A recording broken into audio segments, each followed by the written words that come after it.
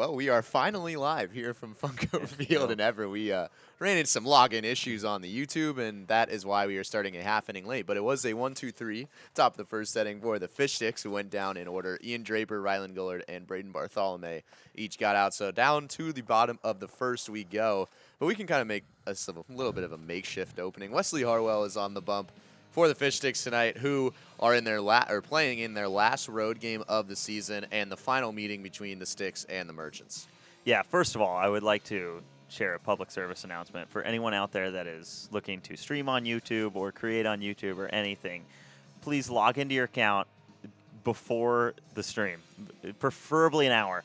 It was an absolute just goose chase within the Fish Sticks organization to try and get into this count, but thankfully, thanks to our director Connor Ryan, we are in and we are streaming, and it just so happened to be the quickest top of the first inning ever. It was, but really good stuff from Jake Flory in that first inning, and now heading over to the Merchants side of things, they'll have to face Wesley Harwell today. This is the same guy that started in the first meeting at Funko Field this year between the Fish Sticks and the Merchants. He went 4 innings, and he only gave up 1 run while he was on the mound, but a bunch of inherited runners came across in the 4th inning for him. So the Fish Sticks hosted the Merchants twice this past weekend. They beat them both times, including 2 days ago on Sunday. It was Rylan Gullard who had a walk-off single in the bottom of the 9th inning to score Jake Daly to take that win, and also their 4th straight win coming into this matchup. They've only got 4 games left in the season, and this is the last road game of the campaign. We'll go over the Fish Sticks lineup because we weren't able to in the top half of the first inning. Ian Draper's back in the lineup. He's been hitting really well. And then Rylan Gullard and Braden Bartholomew. Draper flew out to the catcher. Rylan Gullard struck out. And Bartholomew just flew out to the shortstop. And that was a very quick top of the first inning. And then Evan Hellner, Will Cooley, and Jackson Dulay are in the middle. And then Jake Daly, Noah Kung, and Alex Hamada round out the bottom half of the lineup. And then for the Merchants, the speed demon, Matthew McGovern leading things off. And then Jake Lockwood, he had a really good game a couple of days ago. He's in the 2-hole and behind the dish. And then TJ Armstrong hitting 3rd and at first base. So those are the Merchants due up here in the bottom of the first inning. We ran into some technical difficulties on YouTube, and we somehow got it figured out. Again, please log into your account very early before whatever you're about to do. We learned that the hard way today. Possibly the speediest player we have ever seen. I mean, at least me as I've been around baseball. But definitely this summer, Matthew McGovern is up to the plate right now. Wesley Harwell, this is his 4th start of the season. Control has been an issue for him as he just fired in ball 1, and that one's fouled off towards the right side of the outfield. So the count is 1-1. Harwell has gone 11 innings this season. He has walked 14 batters and hit 7. So 21 free base runners in 11 innings. It has been kind of a weird summer for him so far. Really has, and this is a guy that has shown a lot of arm talent as well. It's just been, when he's in the zone, he's great. When he's not in the zone, it gets pretty ugly. And the hit by pitches in particular, he likes to run inside on a lot of hitters, but that turns into a lot of hit batsmen as well.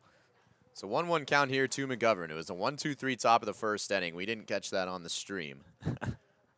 Here in the bottom of the first at Funko Field in Everett, as that one's up high for ball 2 to Matthew McGovern. And we were talking about the speed. He stole 4 bases on Friday, the second to last time these two teams met. That was a 9-5 victory for the Fish Sticks at the Friar.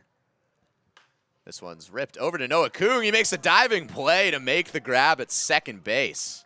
What a play from Noah Kung, who moves over from his normal post at short over to second base for out number 1. Wow. I mean, first game we've seen Kung at second base in quite some time, and he made quite the play in the bottom of the 9th inning last time the Fish Sticks were up here in Everett at short, and that time he's ranging the opposite direction and keeps that one off the turf. And if McGovern gets on base, it's trouble. So that's a big out from Kung. That brings up Jake Lockwood hitting second, swings first pitch, and fouls it off for strike 1.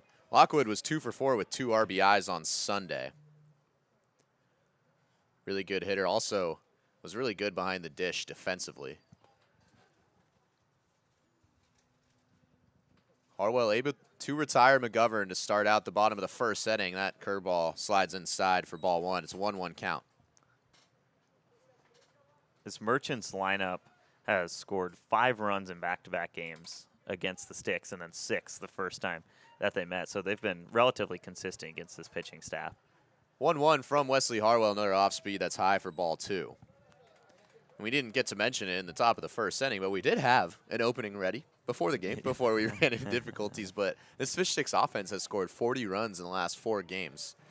Really hot, but we're shut down in the top of the first as Lockwood takes this to left field, but right at Will Cooley, who drops to his knees to make the grab for out number 2. It's kind of a break for Harwell right there. It's right at Will Cooley, and Cooley's such a good defender out there. He makes that play in his sleep. But, yeah, 40 runs in 4 games for this team, and that's what made that 1-2-3 inning in the top half of the first even more surprising, especially with how Rylan Gillard and Braden Bartholomew have been hitting recently. That'll bring up TJ Armstrong, who's at first base and hitting third in this Merchants lineup as he takes fastball inside for ball 1. Didn't see Armstrong on Sunday and the last time these two teams played, but was in the lineup as the cleanup hitter on Friday. He was 0 for 3 with 2 walks and 2 Ks. So kind of a weird game for him. Swing and a miss, and the count evens up at 1 apiece. I think he might have gotten a piece of that either way. It's strike 1 and it didn't get past the plate, but Harwell really did throw some good innings last time he faced the Merchants here in Everett. Just needs to keep runners off the bags. Again, 21 free base runners in 11 innings pitched as that off-speed slides in for strike 2. We have not seen those control issues through the first inning so far. We have not, and especially with a guy like Matthew McGovern, and there are a few other dudes in this lineup that have that talent, Caden Christofferson in particular, but this has been a great start for him. Off-speed, this one's popped up, should be playable for Braden Bartholomew, and it is in foul territory. So 1-2-3 inning in the bottom of the first for Wesley Harwell after a 1-2-3 top half of the inning. Quickly through 1 here in Everett. You ever wonder how Crispy gets to the fryer for games? He uses King County Metro's Rapid Ride H-Line.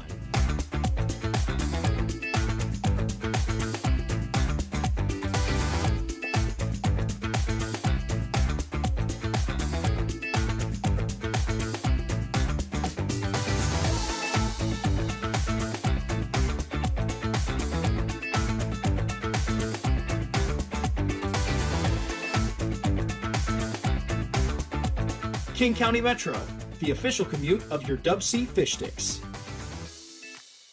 Once upon a home in the Issaquah Highlands, the Parkers used Thumbtack for a new kitchen island. Now the pizza is cooking and the kids are excited. Thank goodness for Thumbtack and all it provided. Start your home story on Thumbtack.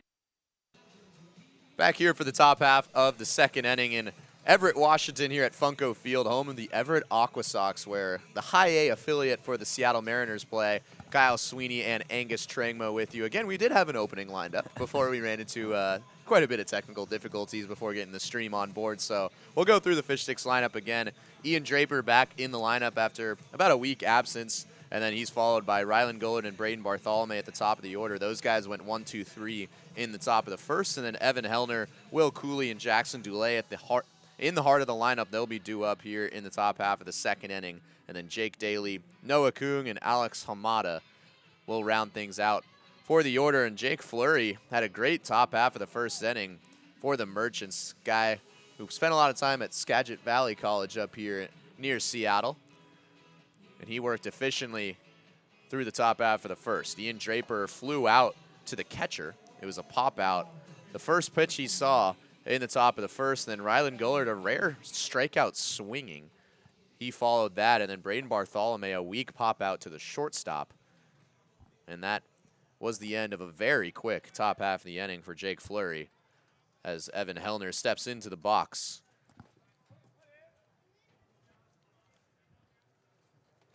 Hellner, a big 3-run double in the second inning on Saturday against the Redmond Dews. That one floats in there for ball 1.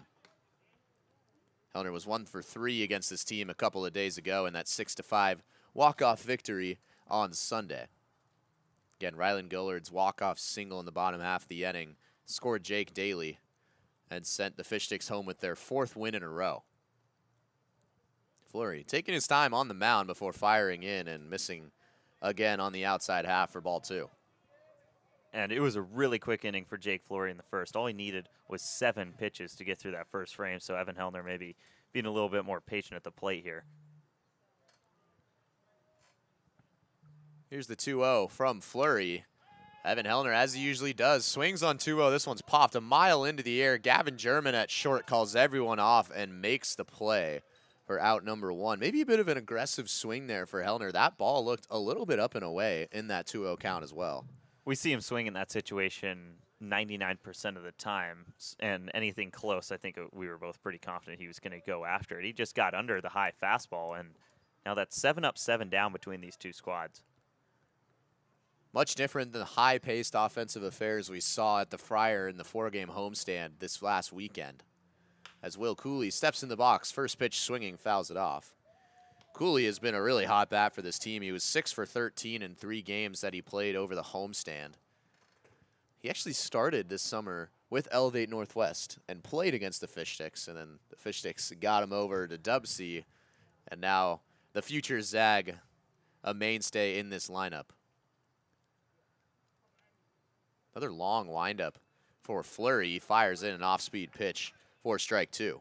And that's a really nice pitch. It's almost got the run of a two-seamer. It kind of just goes away from a left-handed hitter like Will Cooley, even though Fleury is a righty. So 6 up, 6 down in the first inning between these two teams. Evan Hellner popped up to the shortstop. There's one gone here in the top of the second. Here's the 0-2. Cooley takes this hit hard, but right at Gavin German, he lines it out for out number 2. That's a really nice play. It looked like that was going to be a surefire out, and then that ball just kept going up and up and up, and Gavin German kind of had to get that at the apex, but a really nice-looking play. And we saw Matthew McGovern line out to Noah Kung in the bottom of the first, and that was a similar fate for Will Cooley. So now Jackson Dulé looking to get the first hit of the ball game on either side. Steps in, takes a look at an off-speed for strike 1. Dulé is 2 for 3 at the box since returning. Took about a 2-week absence before coming back for Saturday's game against the Redmond Dudes. He pinch hit late in that one and blooped a single to right field. And then on Sunday against this Merchants team, he ripped a line drive through the left side of the infield for a base hit. Takes a look at ball 1. It's a 1-1 count now to Dulé. This is a welcome guy to have back in the lineup for sure, both offensively and defensively for this team. Yeah, he's playing out in right today, and he can fly out there on the defensive side of the ball. 1-1 incoming to Jackson Dulé with 2 gone. Here in the top of the second, he fouls that off down the third base line. So Fleury, after a quick top half of the first inning, threw 2 easily with 2 pop-ups from Evan Hellner and really a line out from Will Cooley, the first 2 outs of this inning.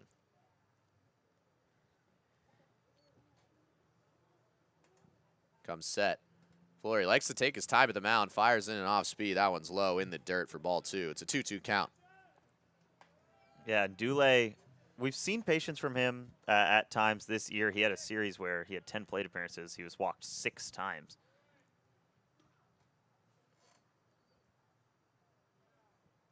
Fleury on the all-dirt mound, otherwise an all-turf field, albeit home plate. Swing and fouls off for Jackson Dulé.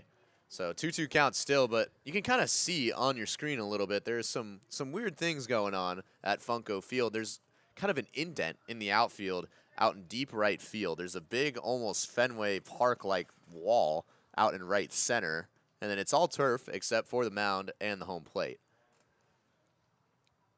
Definitely one of the weirder ballparks the Fish Sticks have played in this year.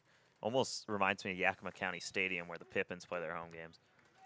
That one's outside, so full count now to Jackson Dulé. I don't think I've ever seen a field all turf except for the mound and home plate. That is definitely an interesting tidbit for this team.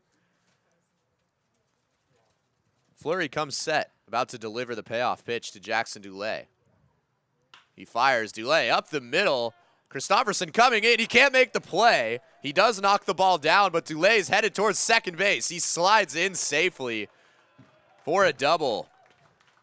So Jackson Dulé picking up right where he left off over the weekend, and he is the first base runner aboard for the Fish Sticks. The first base runner aboard for anyone in this game. It felt like we were on Super Sim a little bit through the first 8 batters, but Jackson Dulé, a great at-bat right there, and just lines one up the middle. You thought maybe Caden Christopherson would have a chance out there, and it almost looked for a second that it got by him, and Dulé had maybe third base on his mind, but able to knock it down. Dulé hustles for a double and a runner in scoring position. So that'll bring up Jake Daly now with 2 gone here in the top of the 2nd inning. No runs between these two teams here at Funko Field in Everett. That off speed is outside for ball 1. And it's really important that Christopherson knocked that ball down when he tried to dive to make that play, because it's an all-turf outfield. That would have rolled all the way to the wall. And with Jackson Dulay's speed, he would have had third, and in many conversations could have been sent home there, especially with how deep that center field fence is. Yeah, it's the deepest part of the park where that ball would have ended up. 390 out to left center. Daly swinging, bounces it over to the shortstop, Gavin German, who fires across the diamond for out number 3. So Dulay's double is stranded at second base. To the bottom of the 2nd inning we go here at Funko Field. For over 15 years, As You Wish Electric has offered the comprehensive electrical solutions Seattle families trust. We are proud to announce that we can now also serve your plumbing, heating, and cooling needs. As we grow, we are committed to delivering the same knowledgeable and friendly experience that earned our spot as the region's top-rated electrical company. Contact As You Wish Electric, Plumbing, Heating, and Air today to learn more.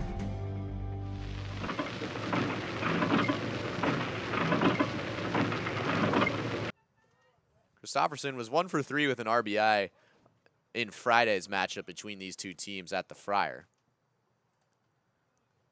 As Harwell delivers, that one's way upstairs for ball 1. 1-1 count now to Christopherson with Dylan Jacobs at first. Seems that we are having quite the fight with our hotspot right now. So if we were choppy for the time being right there, we apologize, but we should be good to go from here. YouTube is giving us its toughest battles today. Last road game of the season, and this is probably since the first game of the year, the biggest bout we've had with YouTube. Yeah, they're really trying their best to make me want to be at the Friar right now with Connor and our great broadcast team. Still 1-1 after a check back at first base from Wesley Harwell. That one's way outside for ball 2 to Christopherson. Are we frozen again? It looks like we might be frozen, but we still got it. We got it back. This has been a weird start to the stream. We apologize for the issues on YouTube. But Dylan Jacobs on first base after a leadoff single here in the bottom of the 2nd inning. It's a 2-1 count now to Christopherson. Harwell fires in a good-looking off-speed for strike 2. 2-2 count. Can be highlighted Harwell. 14 walks, 7 hit by pitches in 11 innings coming into this game. He has looked very efficient. Forced a 1-2-3 top or bottom half of the 1st inning. Did let up a leadoff single to Dylan Jacobs to start the bottom half of the 2nd. He checks over to Jacobs, almost got him, but he slides in safely.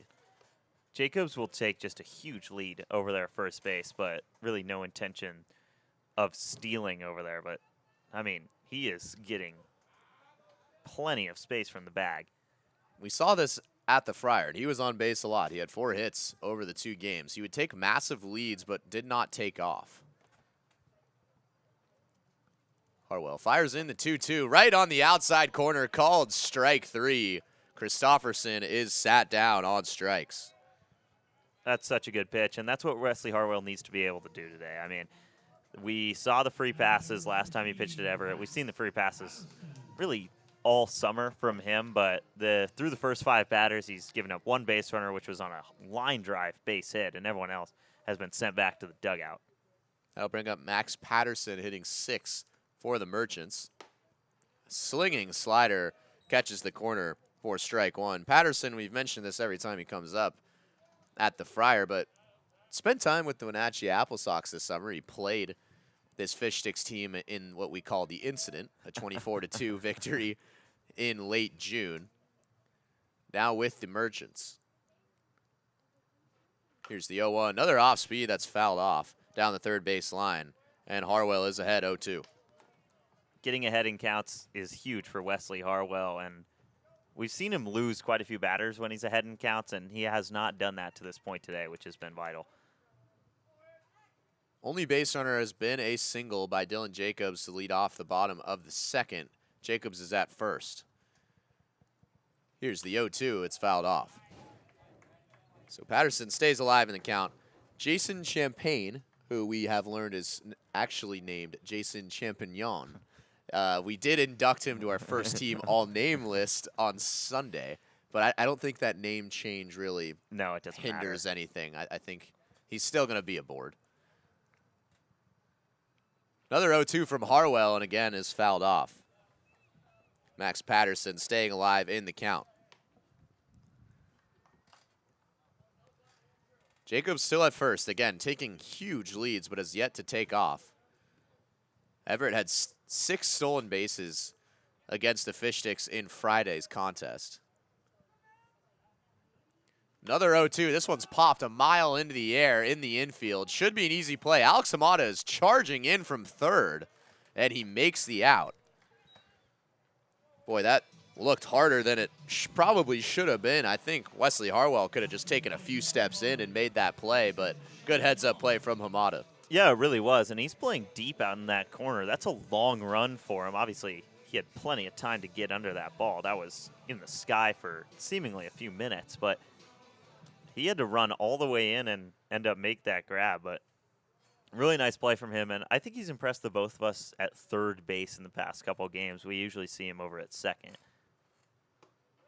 That one is high and into Champignon, which I kind of just want to call Champagne because that's who we believed it was on Sunday when we inducted him into the first team all-name list. By the way, 2 more slots left, with just 4 games remaining. So Yeah, Elevate Northwest. We're running out of spots, man. They've We're got running out of time. They've got to come in with some heaters. So the 1-0 to Jason Champagne, who we are just going to stick with for the game, as Harwell checks over at first base. Again, Jason with a Y to make it even more interesting. Like Jason Tatum. Luka Roljanicic was also inducted into the first team all-name. Roljanicic is not in the lineup today. We've seen this Merchants team reach into their bench a couple times during this season series. In particular, Christofferson, who already hit here in the second inning, came in as a pinch hitter in the first meeting, ended up walking off the sticks. 1-1 count with 2 outs here in the bottom of the second inning. It's 0-0 between the Fish Sticks and the Merchants in the final game of the season between these two teams and the final PIL game of the year for the Fish Sticks as well. Harwell takes his time before delivering the 1-1. That one slides in there for strike 2. He has had his off-speed working today.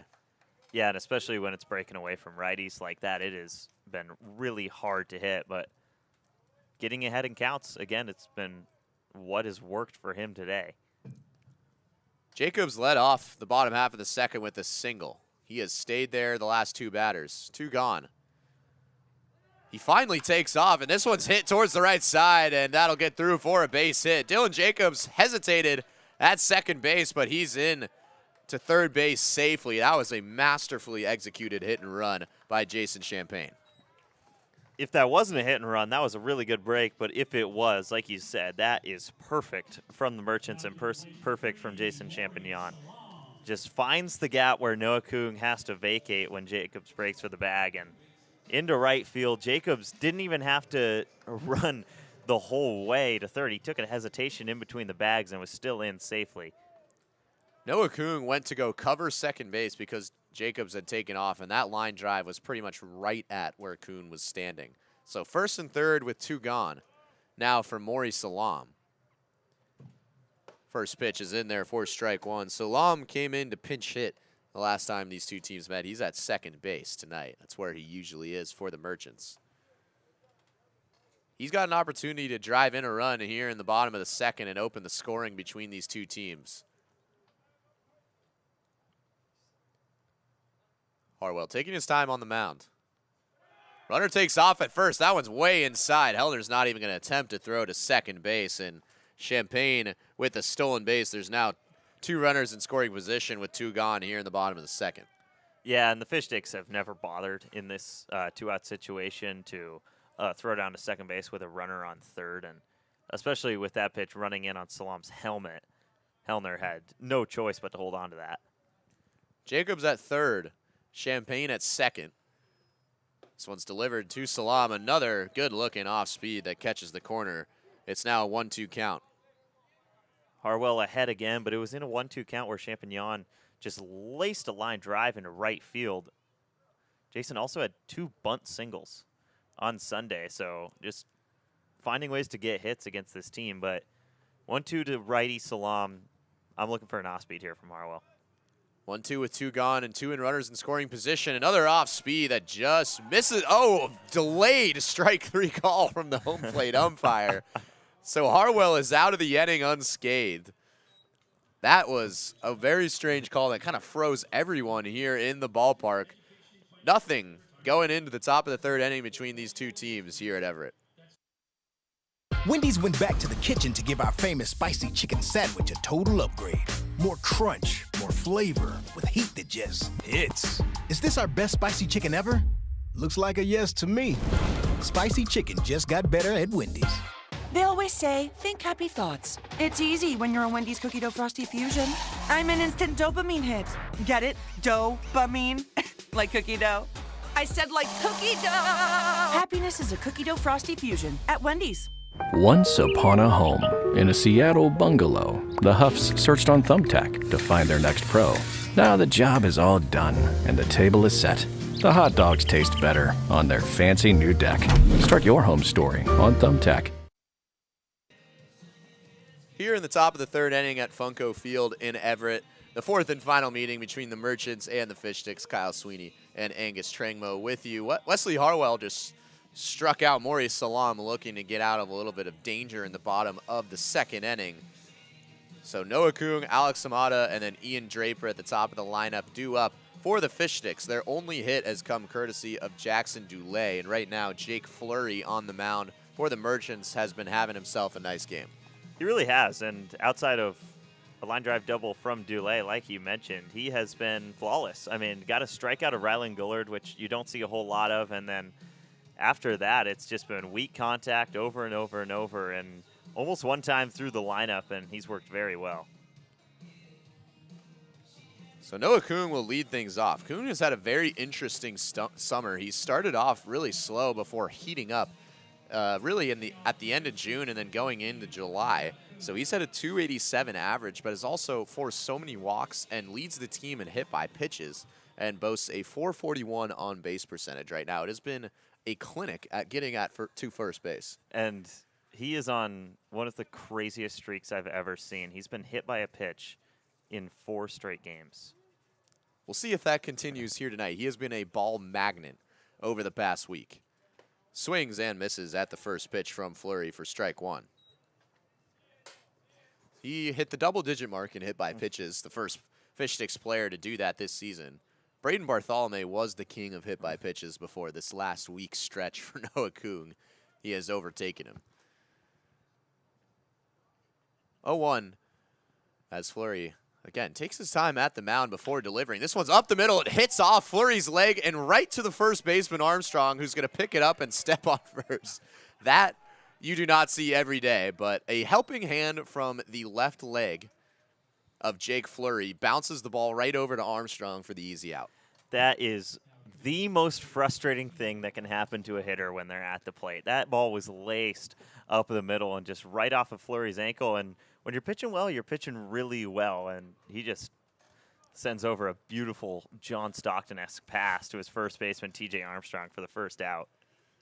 All smiles at the mound. I'm surprised. That was a really hard hit ball from Noah Kung that got him around the left ankle area, but he's okay. And now that'll bring up Alex Hamada. Hamada takes a look at ball 1 high in the zone. Hamada on a 3-game hit streak had a big single in the bottom of the 9th inning against this Merchants team that could have been the game-winning hit, but Jake Daly was held up at third. Again, the next batter was Rylan Gullard, and he would rip a single up the middle to score Daly in walk-off fashion. Hamada swings, weakly hit into shallow right center field, but that'll get down for a base hit. Hamada taking a big lead around first, but he'll stay there. The speedy Matthew McGovern and Caden Christofferson were converging on that ball, but it just found the right spot in shallow right for a base hit. How about this stretch Alex Hamada is having? He had that big hit on Sunday in the 9th. He had a double in a couple walks in a game last weekend as well. He has been turning the corner late.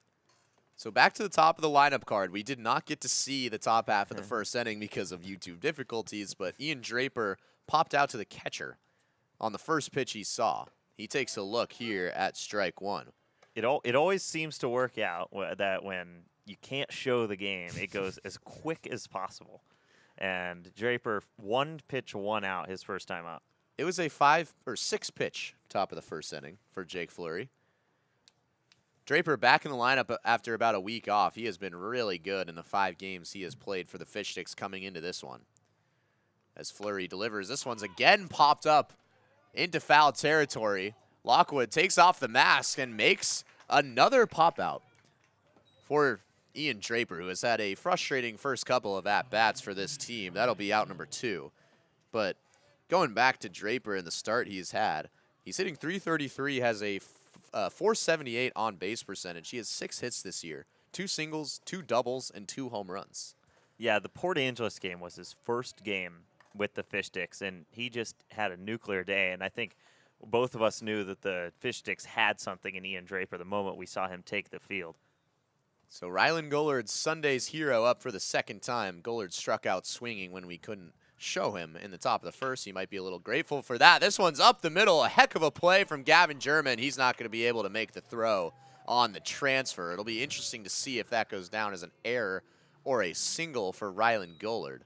But that ball bounced off the all-dirt mound. German was deep in shortstop territory, and I think that should go down as a hit. And it does. And that was such a good play by Gavin German to even keep that in the infield. And a clean transfer, he might have had the fielder's choice to end the third at second, but now runners in scoring position and Braden Bartholomew, a dream combo for the Sticks. Bartholomew popped out to German in the second pitch of the at-bat that he saw from Fleury in the top of the first. But the team's leader in home run and RBIs now has another opportunity as that one falls outside for ball 1 from Fleury. Bartholomew had a 3-run home run in the first inning on Saturday against the Redmond Dudes, and he is just crushing everyone else on this team in RBIs. He has 32 RBIs on the season. The next highest is Rylan Gollard, who's got 25. 1-0. Fleury taking a long look at second base at Alex Hamada before delivering. Bartholomew fouls it off down the third base line. Also, Rylan Gollard continuing a really hot stretch of play. He was 2 for 5 on Sunday and had 4 hits on Saturday against the Redmond Dudes. He's 1 for 2 early on here tonight. We don't see him strike out too often, and he already struck out in this game, so it's good to see him bounce back, especially after the start of that homestand was not the traditional Rylan Gollard that we see. He started 0 for 7 over the weekend. Quickly turned that around, I would say. Oh, yeah. Here's the 1-1. Bartholomew took a big hack. He's frustrated, but fouled it off. He's behind 1-2. We've seen him put that pitch over the wall at the Friar before, and with a runner in scoring position, a situation where he does so well, so consistently, he's going to want that one back. Hitting .268 as of right now entering this game. That's the highest his average has been this season. Again, 5 home runs, 32 RBIs, also leads the team with 33 runs. Hamada, big lead over at second, does stay put. This one's grounded over to German at short. He's just going to get the lead runner in Rylan Gollard at second base, and that'll be the end of the inning. So Fleury gets out of it, still scoreless here at Funko Field going into the bottom of the third. You ever wonder how Crispy gets to the Friar for games? He uses King County Metro's Rapid Ride H-Line.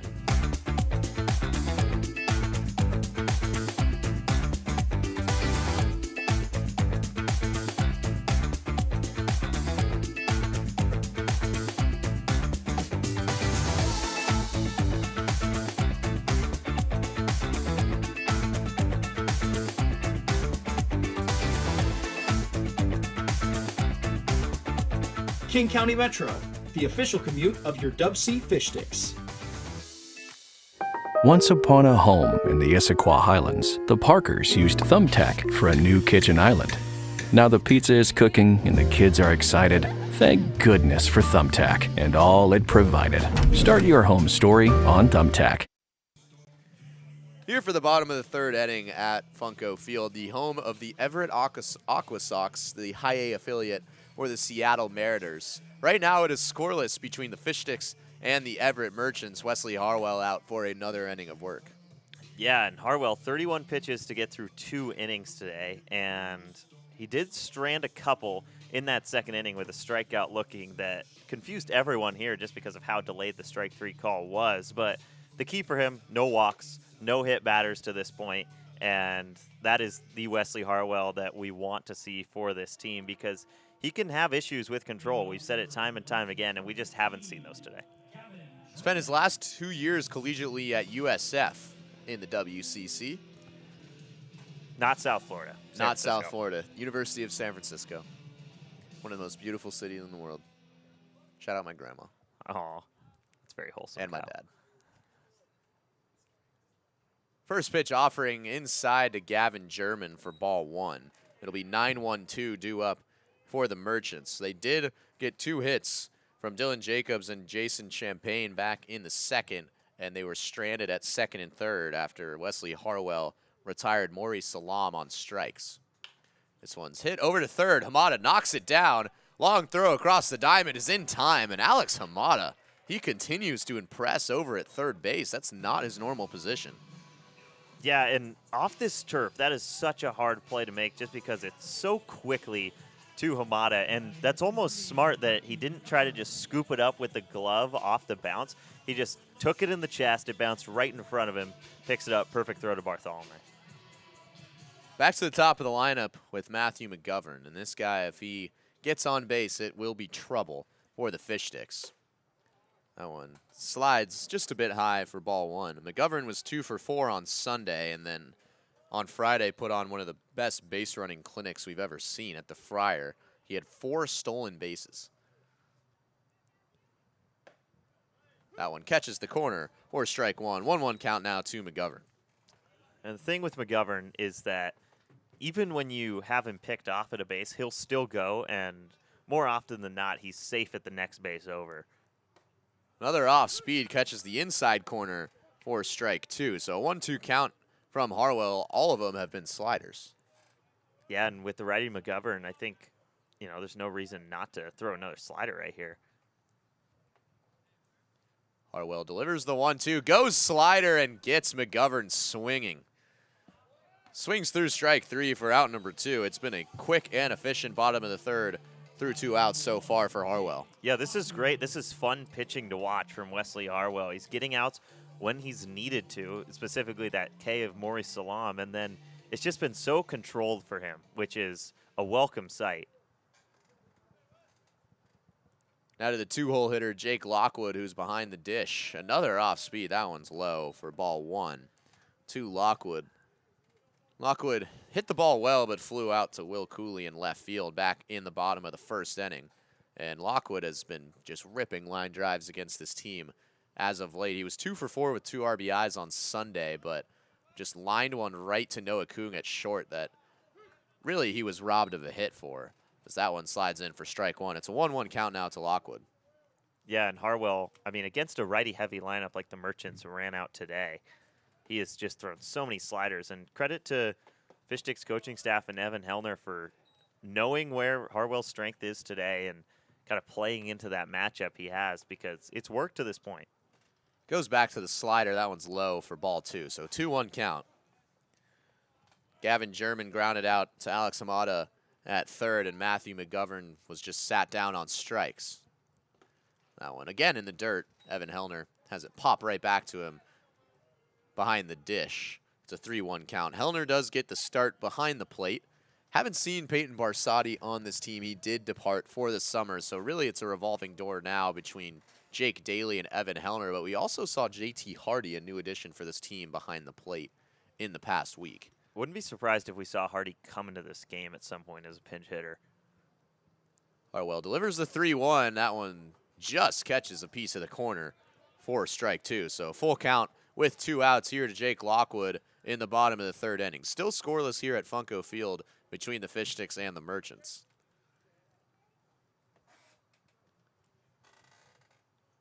Harwell from the windup. Shaking off a couple of pitches from Hellner. Hellner's going to call time. I don't think they were on the same page.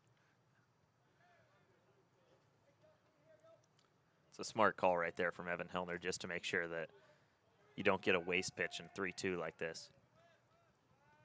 Now Harwell comes set and delivers the payoff. That one's outside for ball 4. So Lockwood will take his base with 2 down.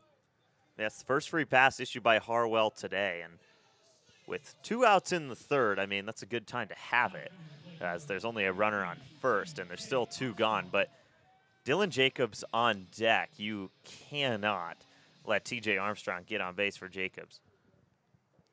Armstrong flew out to Noah Kung his last time up at second base. Swings at the first pitch and fouls it off. A dribbler down the third base line. And the response for Wesley Harwell is going to be huge, especially after that first walk. Hits and walks are very different in a pitcher's mind. Anyone that's pitched in a baseball game knows that. And it's going to be interesting to see how he bounces back right here. So Lockwood at first. 0-1 count with 2 down here in the bottom of the third inning. Lockwood will take off. Hellner, the throw down to Noah Kung is in time. That'll end the inning as Evan Hellner throws a dart to second base. Still scoreless here through 3 innings at Funko Field in Everett. The Fish Sticks will try to put something together on offense. That was such a good throw from Evan Hellner, and now you don't even have Dylan Jacobs leading off the 4th inning. You've got TJ Armstrong leading off, and that is just a dream scenario for Wesley Harwell and the Fish Sticks. And through 3 innings, we've got no runs, and this game is just speeding by. It's only taken 48 minutes to get through 3 frames. Jake Fleury will take the mound again for the 4th inning of work, but Fleury and Harwell have been having a pitcher's duel so far. Wesley Harwell has been incredibly efficient. He has led up 2 singles and 1 walk, has struck out 3. And Jake Fleury on the other side has only allowed 2 singles, one of which could have been called an error at shortstop on a single from Rylan Gullard, but only Dulé and Gullard have hits so far against Jake Fleury. So it'll be 4-5-6, the heart of the lineup for the Sticks, due up here in the top of the 4th with no runs across.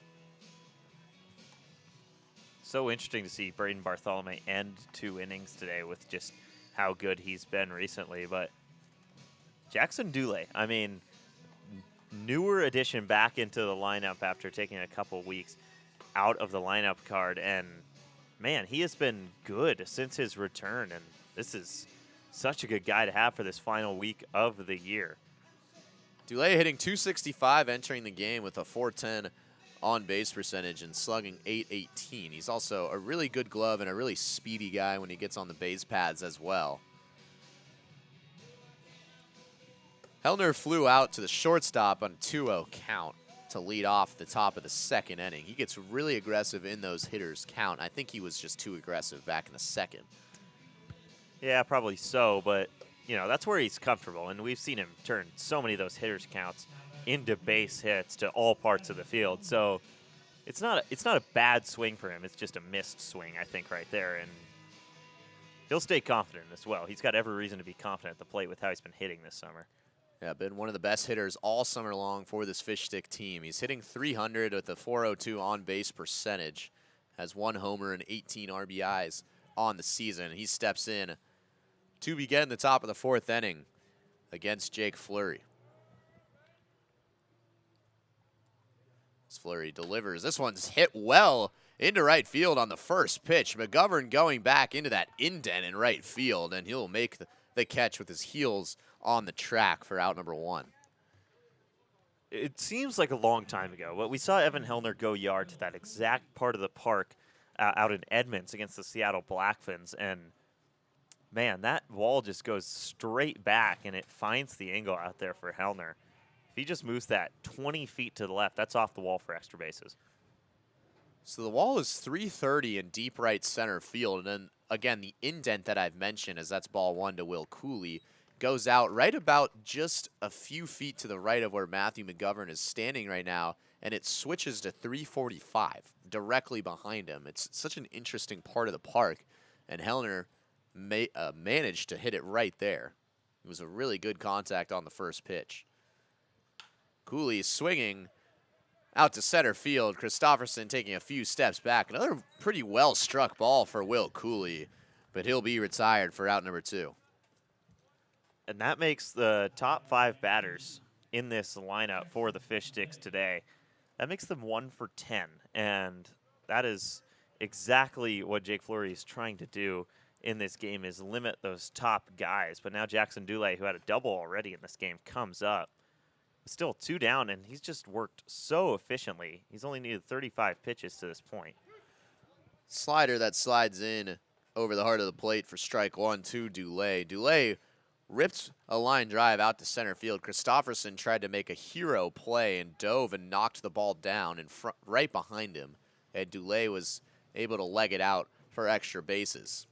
That off speed slings outside of the zone for ball 1. So 1-1 count now to Dulé, who is now 3 for 4 in his last 3 games since returning from about a 2-week absence. His last game was played on July 9th before he returned on the 25th against the Redmond Dudes.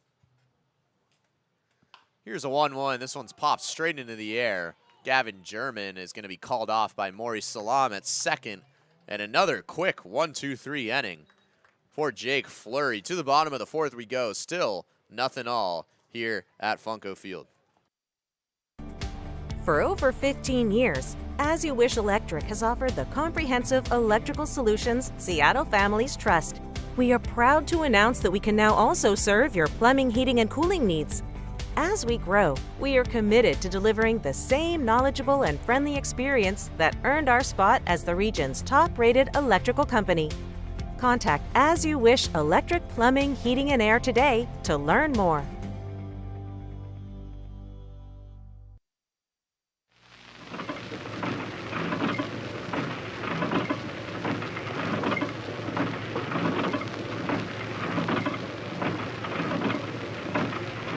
Oh, Audrey, look over there. Where? Oh, a whole herd of reindeer beers. Not herds, Audrey. Rainier's come in 6-packs. Oh, Wake up, Harley. Harley, look at the reindeers. Oh, they're just so fresh and friendly.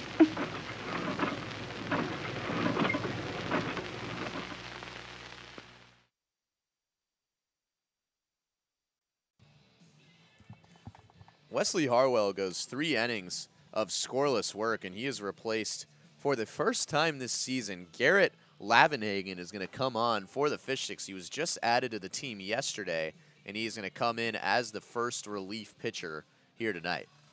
Yeah, this is a brand new guy for us and a brand new guy for the Fish Sticks as well. But Wesley Harwell, I mean, some really good stuff from him in a 3-inning start. He strands a couple in the second, and some really clean innings for him the whole way through. And that was the best we've seen Wesley Harwell pitch all summer in a Fish Sticks uniform, for sure. So still 0-0 here going into the bottom of the 4th inning between the Fish Sticks and the Merchants. So Lavenhagen will be facing off against 3-4-5 in the lineup. TJ Armstrong was up to bat in the bottom of the 3rd, but then Jake Lockwood was gunned down trying to steal second base on a dart from behind the dish from Evan Hellner. So Armstrong will lead things off here in the bottom of the 4th.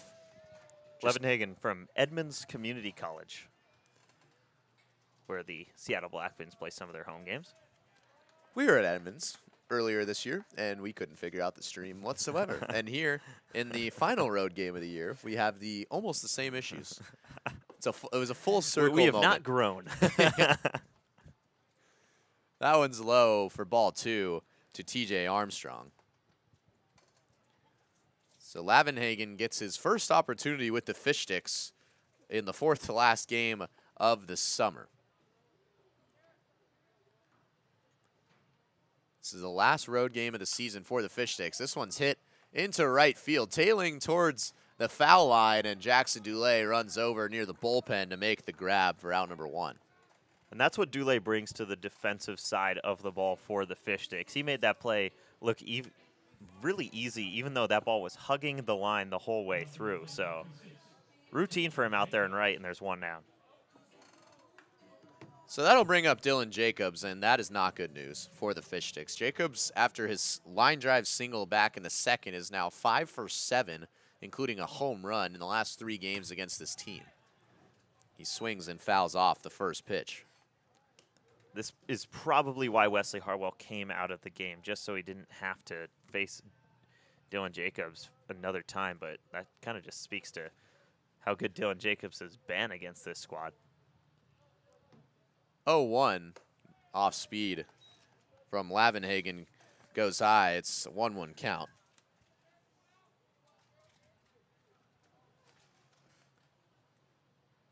Lavenhagen retired TJ Armstrong on a fly ball to right field, as that one is inside for ball 2.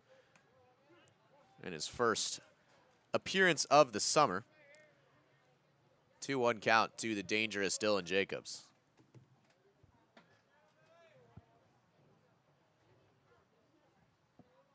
This one's ripped up the middle, and diving and making the play is Ian Draper. He caught the ball in the air for out number 2, and Jacobs is finally retired. It seems like it's the first time the Fish Sticks have been able to get him out, and this is just going so well for Wesley Harwell, now bleeding into Garrett Lavenhagen. And how about a first day for him to this point, 2 outs, including one of Dylan Jacobs. Again, no idea how long Mark Lynn intends to keep him out there, but this has been a good start. That'll bring up Christofferson with 2 gone here in the bottom of the 4th. Christofferson struck out looking against Harwell back in the 2nd. Harwell only allowed 2 hits and just 1 free base runner through 3 innings of scoreless work. That one is inside for ball 2. 2-0 count now to the speedy Christofferson. And just to say it again, we are going in and out all night. Kyle has lost his computer. We have lost the stream a couple times in the past 30 seconds. We are just fighting for our lives here in Everett. But the Fish Sticks pitching staff is not.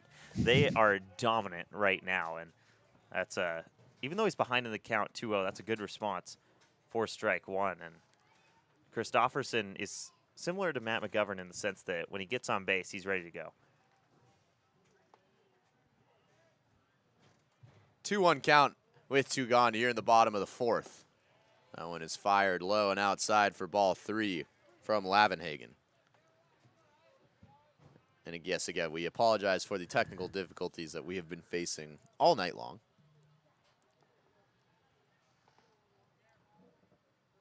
Lavenhagen comes set, delivers the 3-1 off speed just. Ooh. Oh, and it is a delayed strike call once again from the home plate umpire. He did that against Maurice Salam back in the 2nd. And Christofferson had fully thrown his bat over to the dugout and was taking off his left ankle protector before that strike was called. It took about 3 seconds before he called strike. So full count now. Lavenhagen delivers, and that one is low. Finally, ball 4 to Christofferson, who will take his base. I don't think I'm ever going to get used to the cadence of the home plate umpire tonight. It just moves so slow. You're right, but something to know about Lavenhagen is that he is a quick mover on the mound, and got to have a fresh memory here, but just like Wesley Harwell in the 3rd, a walk, putting a runner on first with 2 down is about as good of a walk as you can have. So definitely not the end of the world. And Everett still looking for their first hit since the 2nd inning. That one in there for strike 1 to Max Patterson. So Christofferson, we saw him take off both times he was on base on the first pitch this weekend at the Friar. He's got a ton of speed, stays put at first on that first pitch. An 0-1 count now to Patterson, who flew out to Alex Hamada back in the 2nd. Christofferson, healthy lead, stays put again, as that is outside for ball 1. Surprised not to see Christofferson take off there. Yeah, it seems like he's due to go at some point. He turned his shoulders towards second base, but stayed at the bag. And you got to be thinking it's either this pitch or the next pitch. He'll probably be going. Stays put again. 1-1 is driven out to right center field. Rylan Gullard making the long run, and he'll watch it hit off the wall. Christofferson chugging around 3rd. He's going home. The throw from Kung, not in time. The first run of the ball game as Max Patterson doubles off the big wall out in right center field to score Christofferson, and it is 1-0 Merchants here in the bottom of the 4th. There's the speed of Caden Christofferson on display, and there's that big old wall in right center field on display as well. That hit off the top of the wall, and Ryland Goddard read it very well, and it was a good relay from the Fish Sticks, but Christofferson just too fast. And Max Patterson, I mean, he's killed the Fish Sticks in Wenatchee, he's killed the Fish Sticks in Everett. He is just a very talented ball player. Now, Jason Champagne, who is actually Jason Champignon, but we will, or at least I will stick with Jason Champagne for the time being, because we inducted him into the first team all name, or first team all name. Yep. Yeah, thank you. That was a rough one there, but apologies to the Champignons, but it will be Jason Champagne here on the broadcast as he swings through. Now 1-1 count to Champagne. Champagne singled to the right side of the outfield back in the second. He would then steal second, but was stranded there. So Max Patterson, an RBI double to right center field to score Caden Christofferson and plate the first run of the ball game here in the bottom of the fourth inning. As this one up the middle and will get down for another single. Patterson being waved around home. The throw from Goller is going to be cut off from Braden Bartholomew. Jason Champagne is 2 for 2 and drives in the second run of the ball game for the Merchants. It's now 2-0 here in the bottom of the fourth. Boy, he's been great in the past 2 games, and after a really good start to the fourth inning from Garrett Levenhagen, it has been walk and then hard contact to right center, hard contact to center field, and it's turned into a couple runs to get the scoring started here at Funko Field. Obviously, the Fish Sticks no stranger to a comeback, but they've been getting out in front early and often in recent games, and that's kind of what's created the 4-game win streak. That brings up Maurice Salam, who takes a look at strike one on the inside corner. Salam was struck out looking back in the second with runners on second and third, and it took the home plate umpire about 4 seconds of real time to actually apply the strike call. It froze everyone at the stadium. But Champagne over at first. He's got speed. He laid down 2 bunt singles on Sunday as Salam swings through strike 2. Levenhagen ahead, and it's easy for a pitcher to get rattled after giving up a couple runs, especially when it's the first runs of the game and it's your first outing of the summer with the team. But to get ahead 0-2 on Salam right here is huge. Champagne an RBI single is in the last at-bat. Patterson an RBI double the at-bat before. Champagne takes off. This one's a foul ball down the third base line. And still no action in the Merchants bullpen, which makes perfect sense. Jake Fleury has only thrown 38 pitches in 4 scoreless innings. So it's 2-0 Merchants. Both runs have come across here in the bottom of the second against Garrett Levenhagen, who is making his Fish Sticks debut in relief of Wesley Harwell, who went 3 scoreless innings of really efficient work. It was his best start by far this summer for the Sticks. 2 gone, and Jason Champagne at first for Maurice Salam, who's behind 0-2. Fish Sticks have not gotten anything going on offense through the first half of the game. Champagne takes off again. That one's outside. The throw is not in time from Hellner, and Champagne has his second stolen base of the game. It's not the worst throw in the world from Hellner. It just runs Kung down the line a little too much, and I think even if that throw would have had to have been perfect to get Champignon at second. You're sticking with the Champignon. I mean, it's his name. That is his name. You're right. I am sticking with Champagne. Pretty great last name regardless. Shout out Champaign, Illinois. So that one is low for ball 1. We talked about Champaign. That's where my cousins are from. Also where the U of I is, and really not shocking. That I thought it was a niche city, but forgot that one of the biggest, it's a big old college, big old university out there in Illinois is in the Champaign-Urbana area. A 2-2 count now with 2 gone for Maurice Salam here in the bottom of the fourth. This one's grounded over to Alex Hamada. Going to take a couple of steps, fire across the diamond for out number 3. So that'll end the inning, but 2 runs come across in the bottom of the fourth. The Merchants with a 2-0 lead heading into the fifth. Wendy's went back to the kitchen to give our famous spicy chicken sandwich a total upgrade. More crunch, more flavor, with heat that just hits. Is this our best spicy chicken ever? Looks like a yes to me. Spicy chicken just got better at Wendy's. They always say, think happy thoughts. It's easy when you're a Wendy's cookie dough frosty fusion. I'm an instant dopamine hit. Get it? Dopamine? Like cookie dough. I said like cookie dough! Happiness is a cookie dough frosty fusion at Wendy's.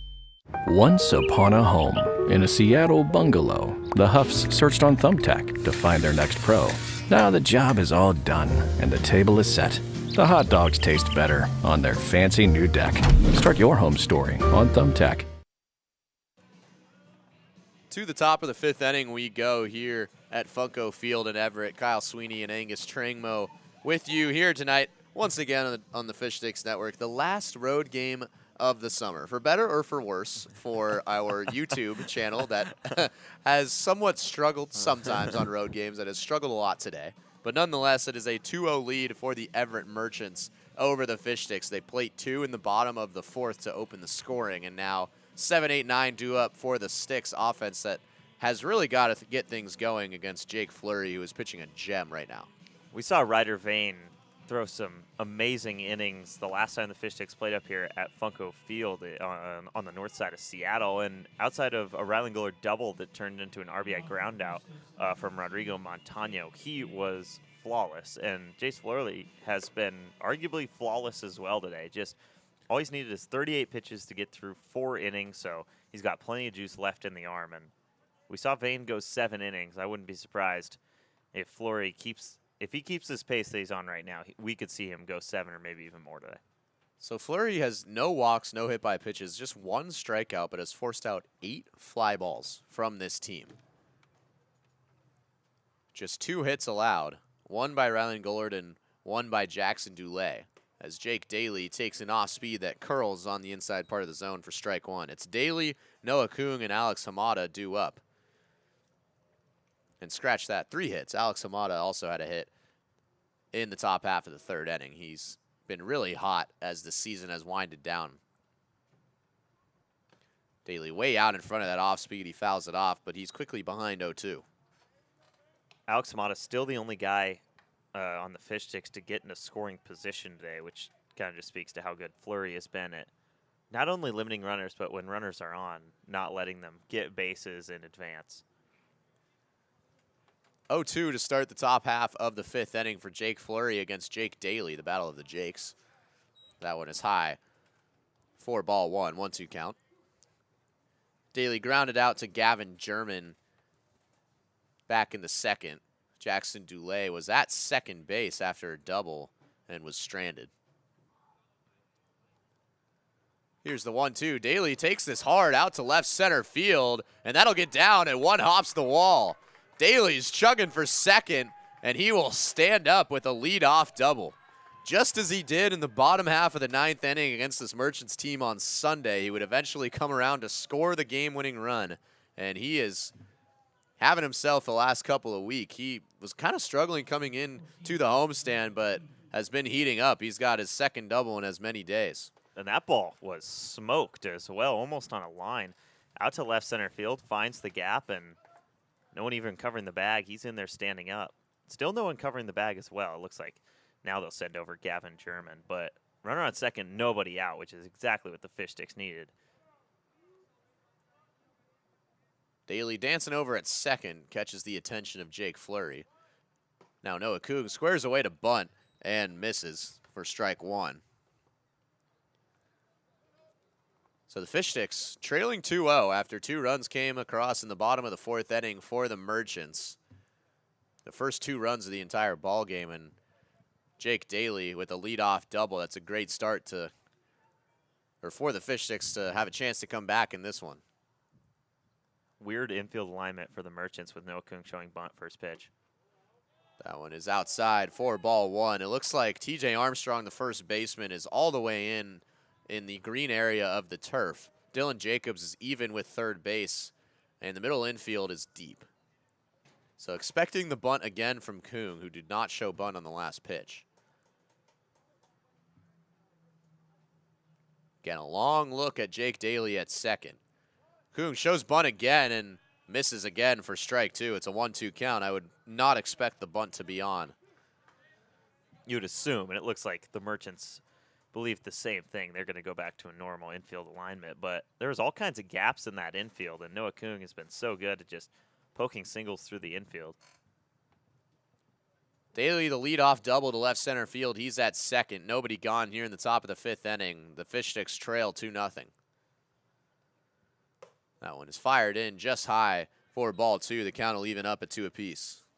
And with Alex Hamada on deck, followed by the top of the order, you got to find a way to at least advance Jake Daly to third with 1 out and set the fly ball for a sac fly in motion. Hamada on deck, and then back to the top of the lineup with Jake Draper in the hole. Delivers down low for ball 3. So Kung fell behind early in the count. The count is now full. Payoff pitch incoming with nobody gone. I love how everyone is kind of just sitting on a call now that with the home plate umpire. It's just very slow to call strike 3. It's just everyone kind of stands and hopes for a second and then finally takes a breath. Delivering and swung on and missed on a pitch outside of the zone from Noah Kung for out number 1. That was an off speed that tailed way outside, and Kung fell for it. Second strikeout of the day for Jake Fleury. Yeah, not really looking for Ks right now, but on that pitch, which likely would have been ball 4 if Kung left to be, it started over the plate and it almost had a cutter movement outside, and Kung just chased it away. That'll bring up Alex Hamada, who had a single back in the 3rd, and first pitch swinging, rips it down the right field, and it's fair.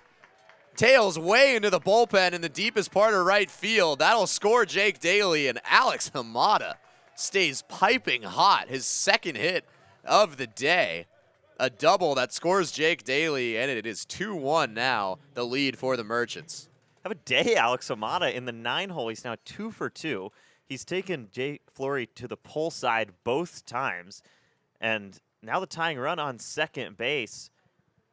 This has been a new Alex Hamada in the past few days for the Fish Sticks. Has had a hit each of the last 3 games coming into it. Has hovered right around the 200 mark for the season. Really struggled in the weeks before this recent homestand. Is now a mound visit to Jake Fleury, who has been, as you said before the inning started, basically flawless in this game. But then a leadoff double from Jake Daly to start the top half of the 5th, and then Alex Hamada, first pitch he sees, rips a double down the right field line that tails into the bullpen and scores Daly. So now a runner on second as Hamada and Daly trade places with just 1 gone.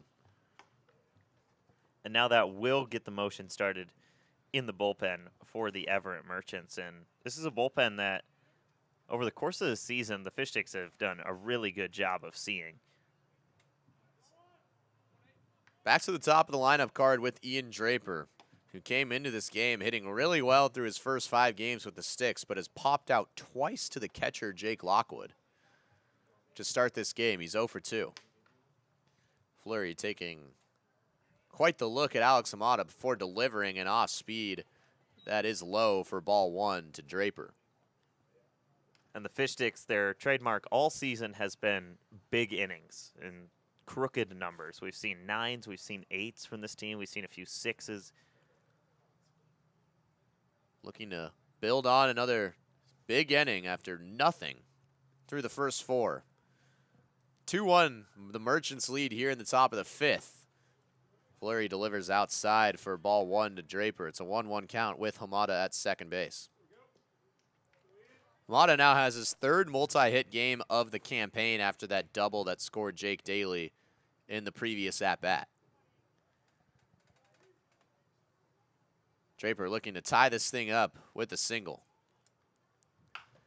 And takes it right back to Fleury, who takes a check at Alex Hamada. He was kind of stuck in no man's land, but he goes back to second base.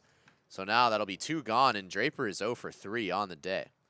I am very surprised that Jake Fleury did not throw that ball to either second or third base. And Hamada, it looked like he was hung out to dry in between second and third, but Fleury takes the second out, and now that brings up Rylan Gillard with a runner in scoring position. 2 down here in the top of the 5th for Gollard, who singled his last time up back in the 3rd. He was eventually rung up on a fielder's choice. He lets that off-speed go for strike one. That was his 7th hit in his last 3 games, this being the 3rd. He had 4 hits on Saturday against the Dudes and 2 hits on Sunday against this Merchants team, including the walk-off single in the bottom of the 9th. It's been 4 straight wins for the Sticks, who saw themselves down 2-0 entering this inning. So that one's fouled back, and Gollard's quickly behind 0-2. Jake Daly led things off with a double to left center before Alex Hamada drove him in with a double that just hugged the right field line. He's at second base.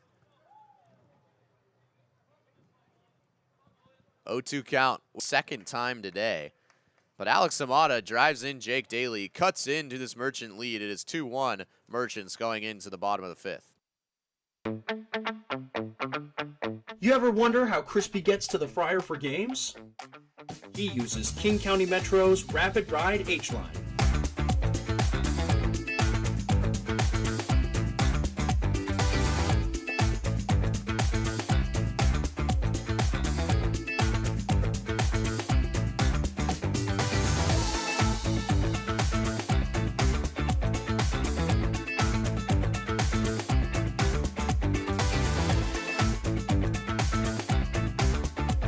King County Metro, the official commute of your DubSea Fish Sticks. Once upon a home in the Issaquah Highlands, the Parkers used Thumbtack for a new kitchen island. Now the pizza is cooking and the kids are excited. Thank goodness for Thumbtack and all it provided. Start your home story on Thumbtack. Back here for the bottom half of the 5th inning between the Everett Merchants and the DubSea Fish Sticks. We believe the stream cut out there, but Alex Hamada was stranded at third base after Ryland Gullard struck out with 2 outs in the top half of the 5th. Alex Hamada doubled down the right field line to score Jake Daly, who doubled to lead off the top half of the 5th inning. So they cut in to the Merchants lead. It is 2-1 Everett here in Everett at Funko Field. Kyle Sweeney and Angus Trengmo, we have been dealing with probably the roughest stream connection of the summer in the last road game of the season. Not sure why our hotspot is not giving us what we need here, but we apologize once again for the technical difficulties we are facing. But Garrett Lavenhagen, after letting up 2 runs in the bottom half of the 4th, is back out for another inning of work. Yeah, I wish I could tell you what the hotspot is thinking right now. I really do. But unfortunately, we are not to that level of technology yet. Right now, all we can do is just figure it out. And hopefully we have figured it out for the time being. Again, if it cuts out, it's our fault. But 2-1 now. Fish Sticks cut into the lead in the top half of the 5th. And now another inning for Levenhagen. He got 2 quick outs in that 4th, and then 3 straight base runners, including an RBI double from Max Patterson and an RBI single from Jason Champignon, who has just been so good against the Fish Sticks in the past few days. 9-1-2 due up for the Merchants here in the bottom half of the 5th. They are protecting a 2-1 lead. As that one is low. A 2-0 count now to Gavin German. German grounded out to Alex Hamada at third base back in the 3rd. 2 runs came across in the bottom half of the 4th for the Merchants to take the first lead of the ballgame. Both were scored on Lavenhagen, who came in relief of Wesley Harwell, as that one's upstairs. It is quickly 3-0 count now to German. Harwell had his best start and best appearance overall of the season for the Fish Sticks. He went 3 scoreless innings and struck out 3, only walked 1. So here for the bottom half of the 5th, it is a 2-1 lead for the Merchants and a 3-0 count. So that one is fired in for strike 1 against German. Yeah, and German obviously hitting 9th today, but we've seen him in the 2-hole for this team. We've seen him at the top of the lineup quite a bit this summer, so plenty capable, especially with Matt McGovern on deck as well. You do not want runners on. This one's grounded again over to Hamada. He has been busy over the last couple innings, and he makes another out for the first out of the inning. And we've said this already today, but Alex Hamada is a traditional second baseman. He moved over to third base for the homestand, and he has been really good in that position. He has. And, you know, there's obviously a reason that he started more than 30 games as a freshman down at Chaminade, and that's because he is a very versatile guy, and we've seen him in the 2-hole in the lineup. Now we've seen him at third base. We've seen him in all kinds of different situations, and, you know, he's just found his way into the lineup. He's tied for the team lead in games played with Rylan Gullard and Braden Bartholomew. Matthew McGovern back to the top of the lineup card for the third time today. He takes a look at strike one. McGovern 0 for 2, lined out to Noah Kung to lead off the bottom of the first, and then struck out swinging his last time up against Wesley Harwell. And he's quickly behind 0-2. McGovern, again, very dangerous when he reaches first base. One of the speediest guys in the PIL, if not the speediest guy in the entire league. That off-speed trails outside. It's a 1-2 count now to McGovern. We saw a couple infield singles from him here at Funko Field last time these two teams played, but since then it's been harder contact for him on average. Lavenhagen retired Gavin German to start the inning. McGovern stays alive in the count, fouls it straight back. Again, you mentioned it, but he quickly retired the first two batters he faced back in the fourth, before a 2-out rally resulted in 2 runs from the Merchants to take a 2-0 lead. The Sticks would respond with 1 run in the top half of the fifth. It is 2-1 Merchants. McGovern swings and misses at strike 3. He strikes out for the second straight time and quickly 2 down. Yeah, and Levenhagen got off to the same start in his first inning today in the fourth. 2 quick outs, and then a 2-out rally from the Merchants gave them their only 2 runs of the game to this point. Jake Lockwood now steps to the plate, flew out on a pretty deep line or fly out to left field back in the first. As he takes a look at strike 1 on an off-speed pitch, and then walked back in the third before he was caught stealing on a great throw from Evan Hellner. 0-1 count now to Lockwood, who had a great game on Sunday when these two teams last met. That one's up and in for ball 1. He was 2 for 4 with a couple RBIs and also had a pretty sharp line out to short that robbed him of another hit.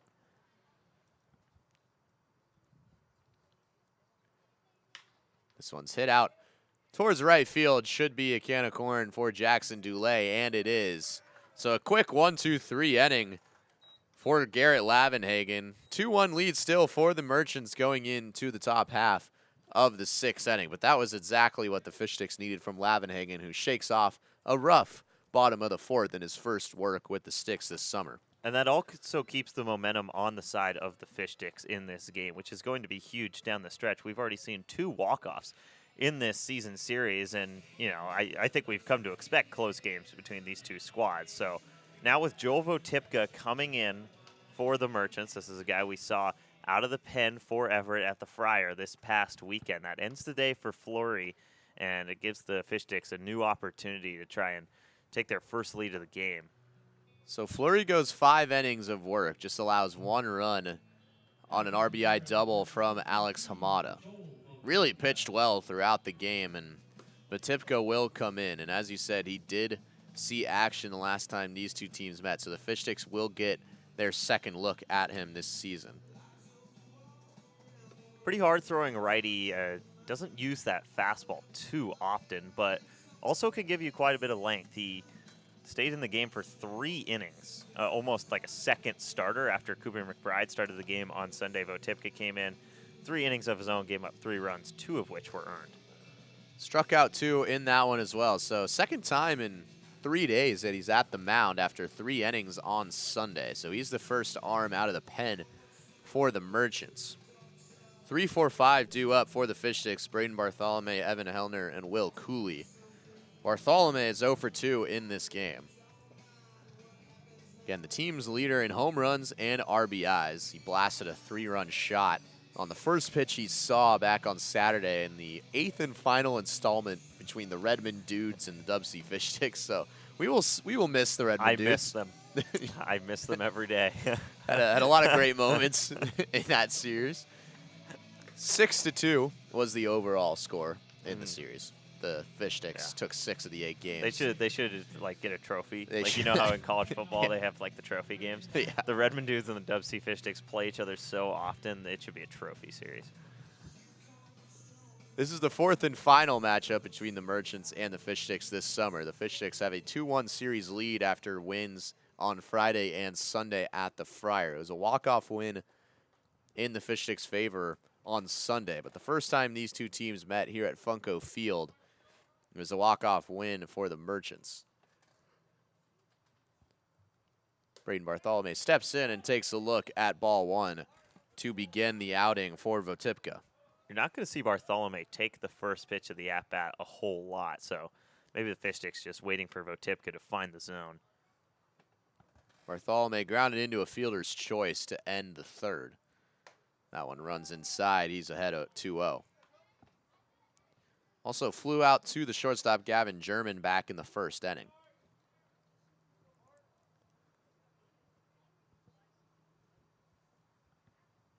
Tipka behind 2-0, taking his time on the mound, now delivers, and that one's outside. A 3-0 count. Bart is way ahead. Yeah, and I mean, no reason to swing if you're Braden Bartholomew here. 3 pitches, 3 balls for Votipka. Bartholomew's got some speed, so I wouldn't be surprised if he takes off over at first base. Got to reach first. Here is the 3-0. And he will reach first base. Again, we have to kind of anticipate the very delayed reaction from the home plate umpire, who has taken at least 4 or more seconds to decide a strike call twice in this game. Both in 3-ball counts as well. So there were guys halfway down the line in both of those cases. So Bartholomew does reach first. That'll bring up Evan Hellner, the second batter here in the top of the 6th. Hellner takes a look at ball 1. 5 straight balls to start out the outing for Votipka.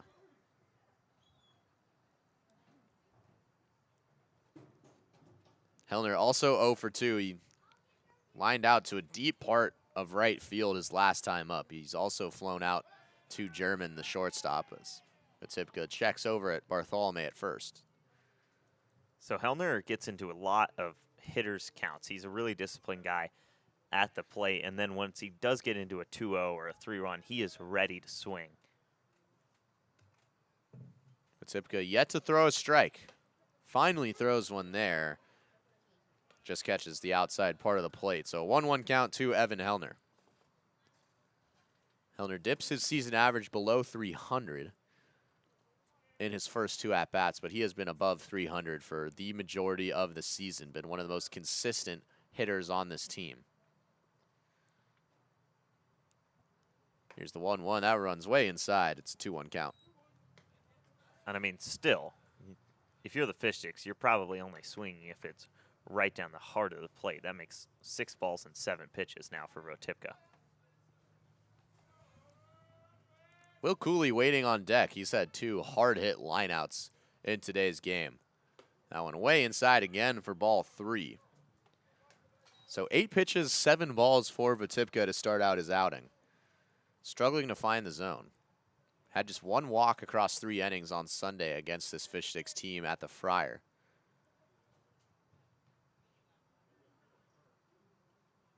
Braden Bartholomew, he walked to lead off the inning. He's over at first. And that is outside for ball 4. So 2 straight walks to start out the inning. Bartholomew to second, Hellner to first. And now, I mean, the top of the lineup has not been the part of the lineup that's really done the bulk of the damage today for the Fish Sticks. It's been Jackson, Dule, and below. That's 6 through 9 in this lineup. Dule's got a hit. Jake Daly has a double, and then Alex Amata was the one that brought home the run with a double of his own. And Will Cooley obviously is probably going to have a pretty large take sign on in the early stages of this at-bat, but if you get down to Dule and Daly and those guys that have been swinging the stick really well today, this could mean some movement for the Fish Sticks around the bases. And like I've said, the big innings have kind of become commonplace for the Sticks all summer. That'll bring up Will Cooley with the first 2 base runners aboard here in the top of the 6th inning. The Merchants hold a 2-1 lead over the Sticks. Cooley lined out to short and then flew out in a deep fly out to center field his last time up. He was 6 for 13 in 3 games over the weekend. And he takes a look at strike one, a big one from Vitipka, who has struggled to find the zone early. Yeah, it's a good response right there. And now it makes Will Cooley have to think about this pitch, because if Will Cooley watches ball 1 go by, then there's no way he's swinging at the 1-0. And if he watches ball 2, he's not swinging at the 2-0, and on and on and on. Cooley entered this game hitting .357 through 9 games. So now his 10th game, a late addition for the Sticks team. Now he shows bunt and pulls away last second. That's a ball, so it's a 1-1 count. In a game where runs have come at a premium, if you're looking to take a lead in this game, a sac bunt wouldn't be a horrible idea here. It's just that Will Cooley has been swinging so well. This is a guy that you want swinging away right now. Bartholomew at second, Hellner at first. It's a double steal. The hit sign is on, and Cooley fouls it away. Again, not the first time we've seen a double steal enacted from the Fish Sticks this year, but the hit and run was on for a Cooley with Bartholomew and Hellner moving. Bartholomew had a great jump as well, so anything in fair play would have brought him into third safely, and anything that turned Cooley into a base runner probably would have scored him.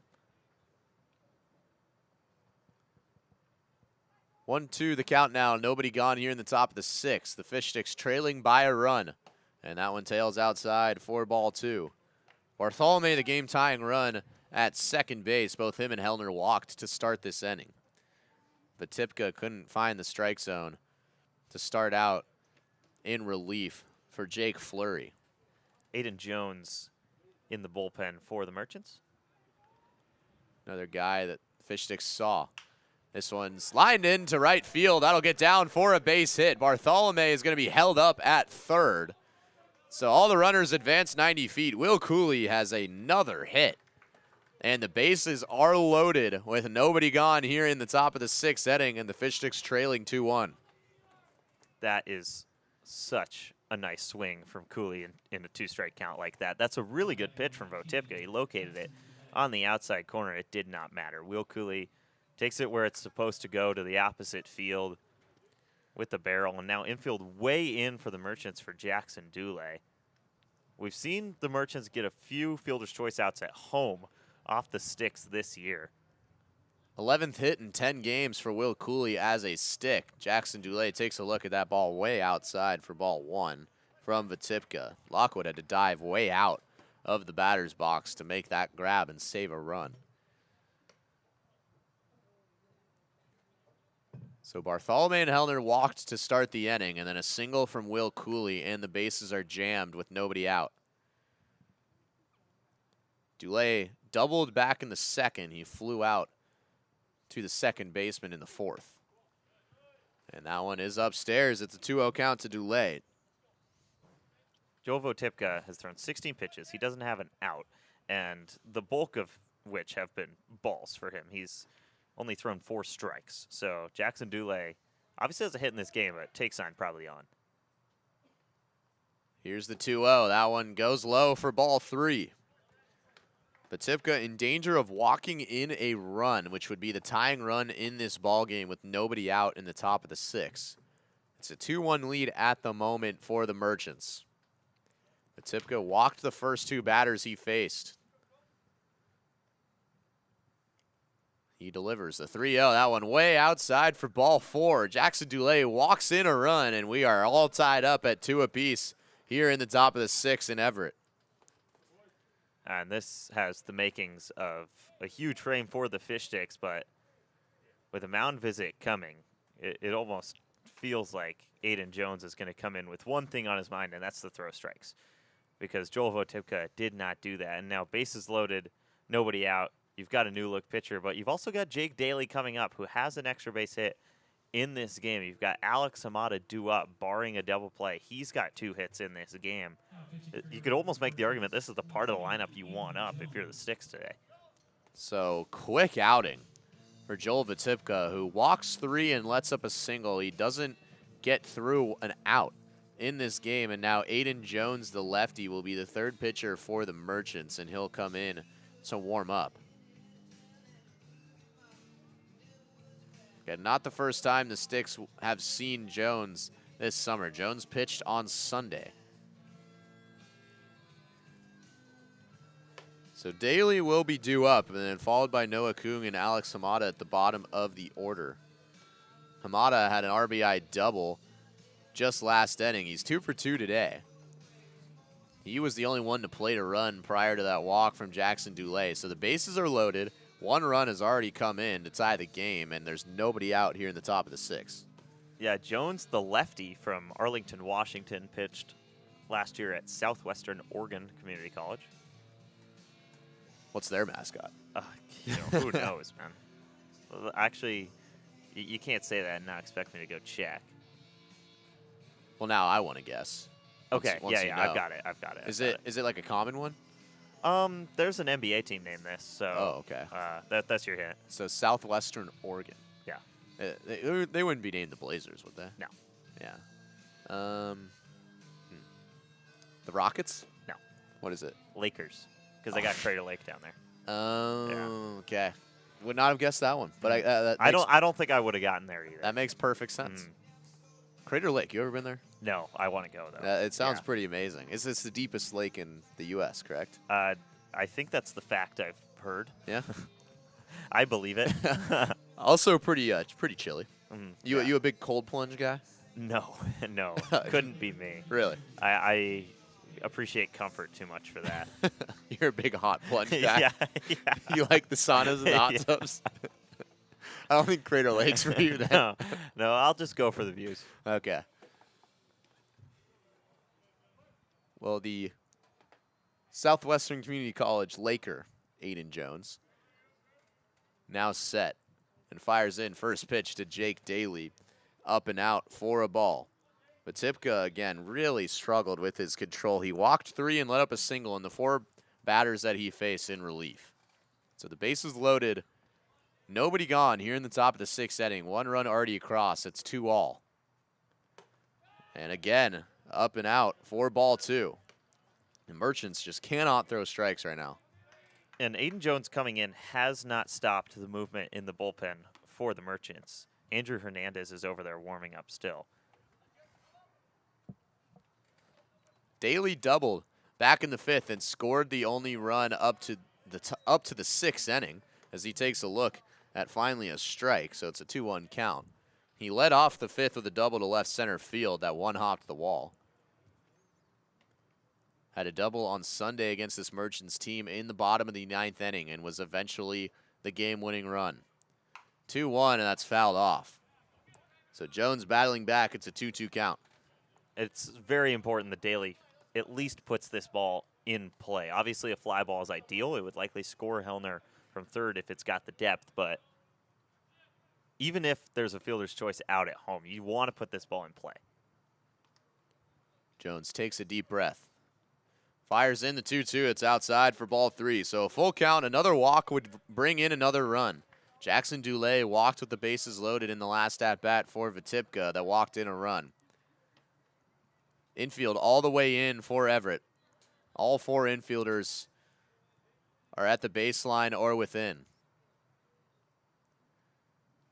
Here's the payoff outside for ball 4. 2 straight walks that walk in a run, and the Fish Sticks have the 3-2 lead. First lead of the day for the Sticks, and they haven't really had to do too much. Will Cooley's still the only guy with a hit here in this inning, and now Noah Kuhn comes up. Kuhn had a big swing in the first meeting between these two squads at Funko Field. It was a 1-run triple in the 8th inning that tied the game. Kuhn showed bunt twice his last at-bat. Does not show it here, and it is again outside for ball 1. There have been 4 walks in this inning between Vitipka and now Aiden Jones. And as you mentioned, a hit from Will Cooley. The first 5 base runners have made it. 2 runs are already across, and still nobody out. And another ball from Jones that's outside. Boy, this is starting to get away from the Merchants here in the 6th. I mean, it's still obviously a 1-run game, and obviously they can still come out of it, but if I'm Aiden Jones, you just got to live in the zone at some point. Coon is 0 for 2 in this game. That one finally finds the zone for strike one. It's a 2-1 count. Kuhn thought about taking the hack there, but with as much control issues as the Merchants have had in this inning, there's no reason to swing. Yeah, and I think that's kind of what I was envisioning for Aiden Jones right there. Is just put a ball in the zone no matter what. Here's the 2-1. That one's in the zone. Swung on and missed for strike two from Kuhn. It was a 2-2 count to Daly in the last at-bat before he was eventually walked. Bases still loaded. Still nobody out here in the top of the sixth. 2 runs have been walked in for the Sticks, who lead 3-2. Here's the 2-2. Runs away for ball 3. Boy, deja vu here in this at-bat. This has gone the exact same way Jake Daly's AB did, and that ended in ball 4. This is such a tough way to approach this if you're Noah Kuhn, because obviously you want to protect the plate, but there's been so many misses. Payoff pitch incoming. Jones outside for ball 4. That is the 5th walk this inning, led up by the Merchants. The 3rd straight walk that has scored a run, and it is 4-2. The Fish Sticks are just trudging 90 feet along, and all 6 that have come to the plate have gotten on. I mean, if it ain't broke, don't fix it. If you're the Sticks, as Alex Amata comes up. Aiden Jones does have the left-on-left matchup here, which might change his approach, but Hamada is going to be looking to take, and that hits him. Wow. My goodness, the Merchants cannot throw a strike. That one hits Hamada, who plates another run via the hit by pitch. And here is how the 7 batters that have come up to the plate in the 6th inning for the Fish Sticks has gone. Braden Bartholomew, walk. Evan Hellner, walk. Will Cooley, single. The only contact in the inning. That loaded the bases. And then Jackson Dulé, walk, that walked in a run. Jake Daly, walk, that walked in another. Noah Kuhn, 3rd straight walk, that walked in the 3rd straight run. And then a hit by pitch that basically gave a free run for the 4th straight at-bat for the Fish Sticks. It is 5-2 now. Yeah, and you could, if it's really hard to see this, but before just now, Alex Amata was just dying of laughter on first base because, you know, that's all he can do right there. He just steps up, gets drilled by the pitch. It's the 4th straight free base runner for the Sticks, and they haven't really had to do too much, and they've all of a sudden got a 3-run lead in this game. It still feels like that Everett's in control. It's just been such a weird inning to this point. And again, still nobody out. You've got Ian Draper at the plate, followed by Rylan Gullard. Braden Bartholomew's in the hole. That would mean that the Fish Sticks bat around. So Jake Fleury went 5 innings, allowed just 1 run in the top of the 5th. He is replaced by Joel Vatipka, who doesn't get an out. He goes 3 walks, it allows 1 hit. And then that brings in Aiden Jones. And he walks 2 and hits 1. And so now the 3rd pitcher this inning is now on the mound, and it's Andrew Gonzalez, who this team has already faced. Andrew Hernandez, excuse me. Not even close. I'm Got just it. kidding. Almost But, got it. Hernandez from Mukilteo, just south of here, went to Kamiak High School, and then played last year at Skagit Valley College near Bremerton. Bremerton, great city in Washington. Yeah. We are well We familiar had a good with. time in Bremerton. So again, walk, walk, single, walk, walk, walk, hit by pitch. That is the top of the 6th inning right now for the Fish Sticks, who have plated 4 runs, and they now lead 5-2. It has been quite the inning. This is not one that I don't think we've seen this summer. The first 7 batters have reached, 5 of which are walks, 1 of which is a hit by pitch, and Will Cooley singled. And the infield has been in the whole time for the Merchants, but obviously that doesn't matter when it's 3 walks and a hit by pitch, and they are still all the way in right now. Still nobody out, still bases loaded. A new 5-2 lead, back to the top of the order with Ian Draper. First pitch finds the outside part of the plate for strike 1 from Hernandez. You can hear some courtesy applause from the Merchants dugout as well. They just need to see one go in the zone right now. It's been a frustrating 6th inning for the Merchants pitchers. Hernandez shaking off a couple of pitches. Finally comes set. Draper is 0 for 3 in this game, but has been hitting so well as a Fish Stick up to this point. Swing and a miss for strike 2. A good-looking pitch from Hernandez.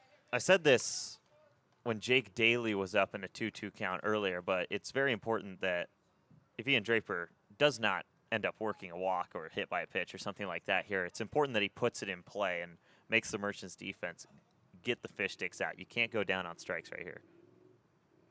Here's the 0-2. That one is low for ball 1. A nice stop from Lockwood behind the plate to keep that from getting past. And this backstop is huge as well. So anything that gets past Jake Lockwood would probably score Jake Daly. It has been a walk parade in this inning for the Sticks, who have scored 4 runs. There are still nobody out, and the bases are still loaded. Hernandez deals in the 1-2. It's fouled off. So Draper stays alive in the count. It's been a weird day for Draper, who entered into this game hitting .333 with 2 home runs in 5 games as a Stick. He's flown out twice to the catcher, Lockwood, and then grounded out to first base his last time up. But looking to really blow this game open here in the top of the 6th. It's a 5-2 lead. And that runs away for ball 2. There's no way, right? This would be the 6th walk of the inning.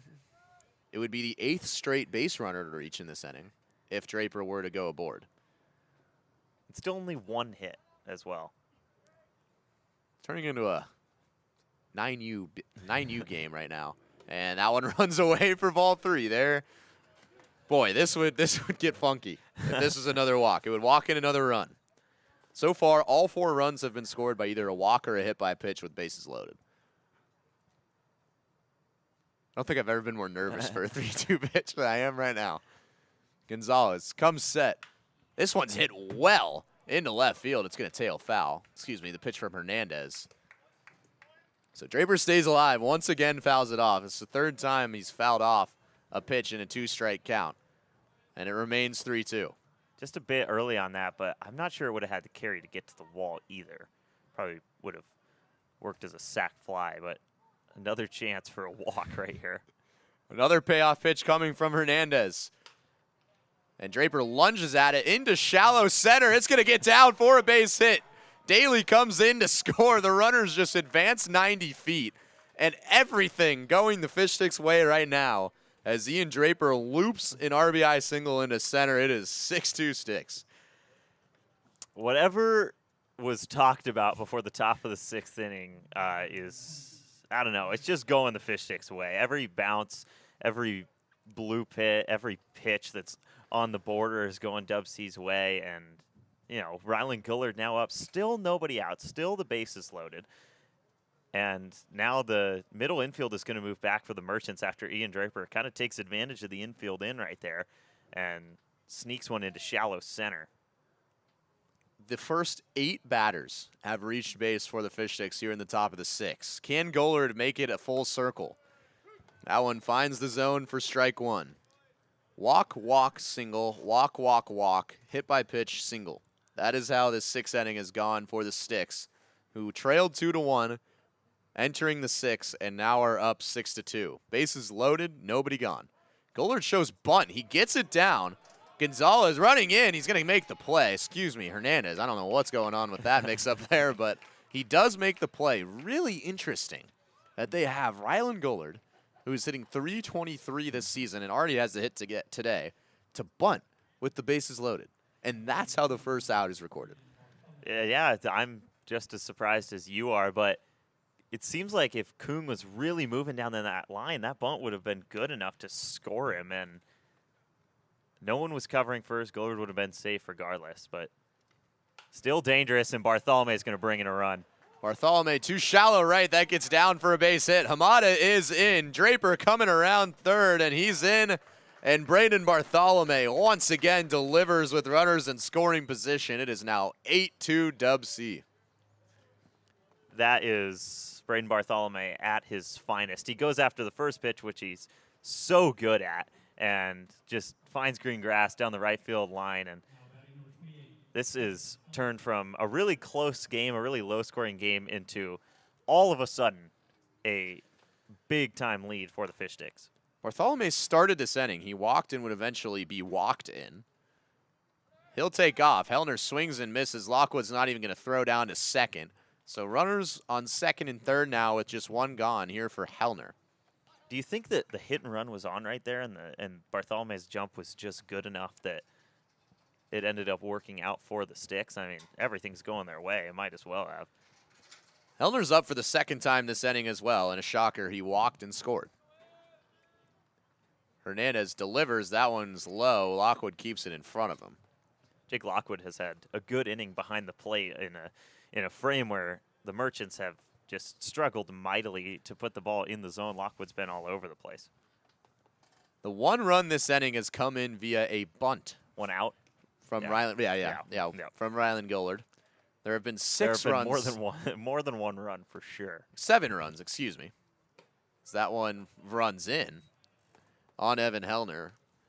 So it's a 2-1 count. 7 runs have come in. It's an 8-2 lead for the Fish Sticks, who have walked 5 times this inning and have been hit by a pitch. And a single from Ian Draper, a single from Will Cooley, and then a single from Braden Bartholomew. And this could be another out to center field, but that is caught. Ryland Gillard is going to tag easily. And the 8th run of the inning comes across as Evan Hellner collects another RBI, his 19th of the season on a sac fly. Big innings. It's what the Fish Sticks have done so well this year, and they've got another one right here. They haven't had just a hit parade like they usually do, but they've brought runners home, and Will Cooley, who's already got a hit in this inning, comes back up with Bartholomew on second base. Cooley had a single and one of the 8 runs that have come across in this inning. That one runs in for ball 1. Man, what an avalanche here in the top of the 6th. The Merchants could not throw strikes to start off, but Tipka and Aiden Jones were then replaced after they just couldn't find the zone. That one runs inside for ball 2. Andrew Hernandez came in relief. He's finally gotten 2 outs, but 3 more runs have come across. A single from Ian Draper and a 2-run single from Braden Bartholomew, and then a sac fly last at bat for Evan Hellner. And a 3-0 count to Will Cooley. This would be the 6th walk of the inning, led up by the Merchants. I gotta say, that scorebook is hilarious. It's getting unorganized here. I don't know what to do. I don't know where to write my margins.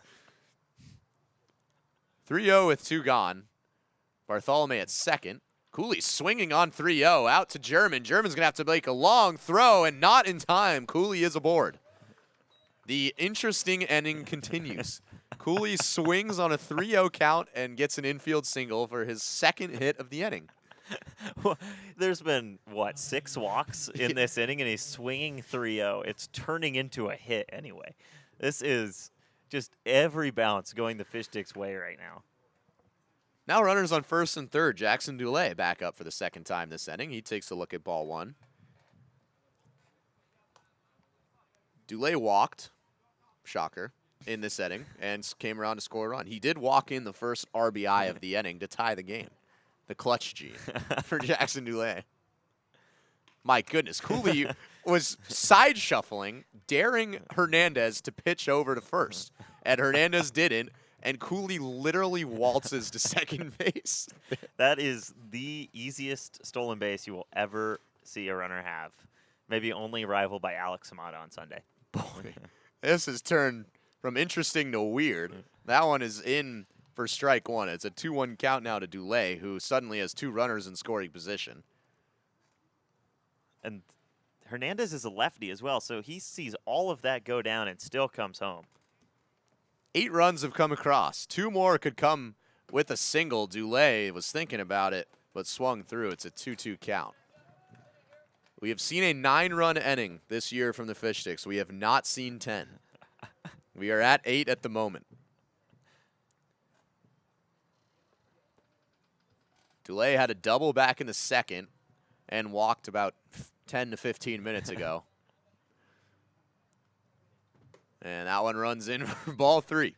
Another walk would load the bases for Jake Daly, who, take a guess at what happened to him the first time he was up this inning. Yeah, he walked and scored. Did he score on a walk? Or no. He definitely didn't. He scored on a hit by a pitch. Yeah.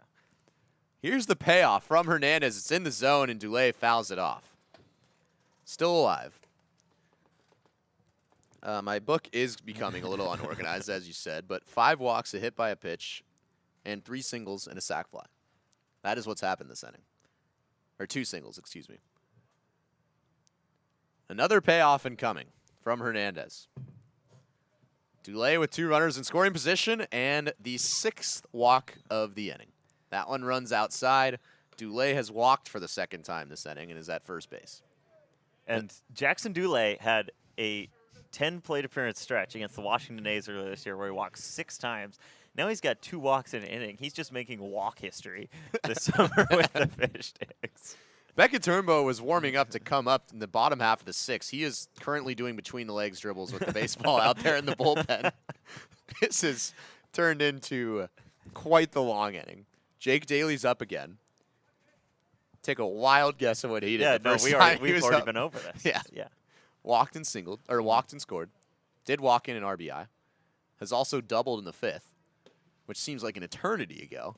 That was a big swing as well to get the Fish Sticks kind of on the scoreboard. It was stagnant for the first 4 innings of this game, and then finally Jake Daly and Alex Mata teamed up to score the first run, and this 6th inning has just been a different animal.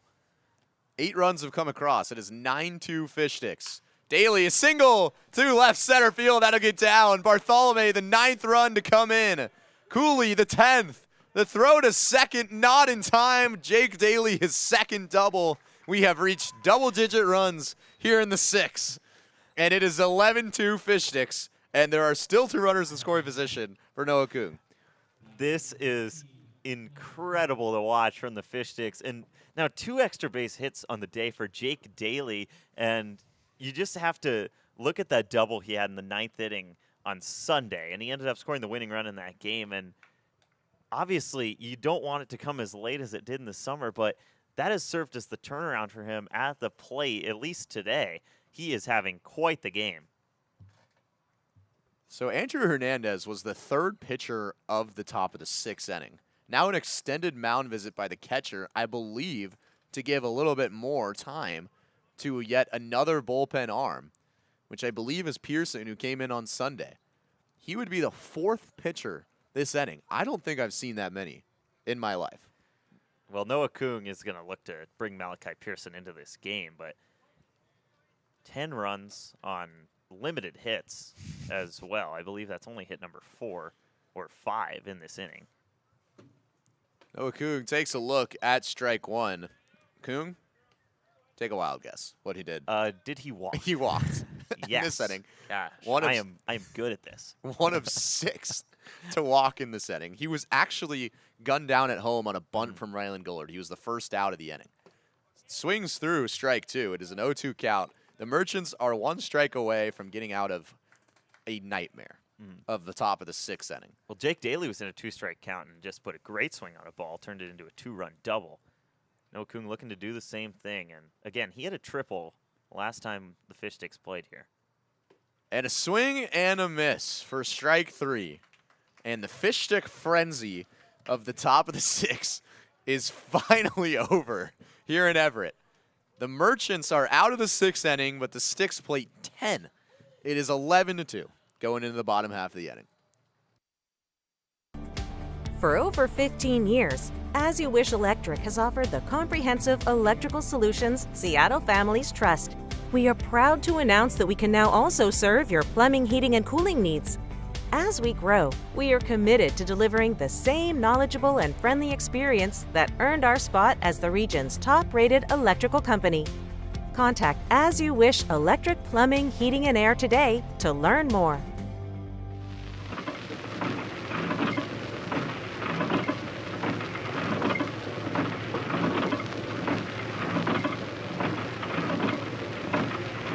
Oh, Audrey, look over there. Where? Oh, a whole herd of reindeer beers. Not herds, Audrey. Rainier's come in 6-packs. Wake up, Harley. Harley, look at the reindeers. Oh, they're just so fresh and friendly.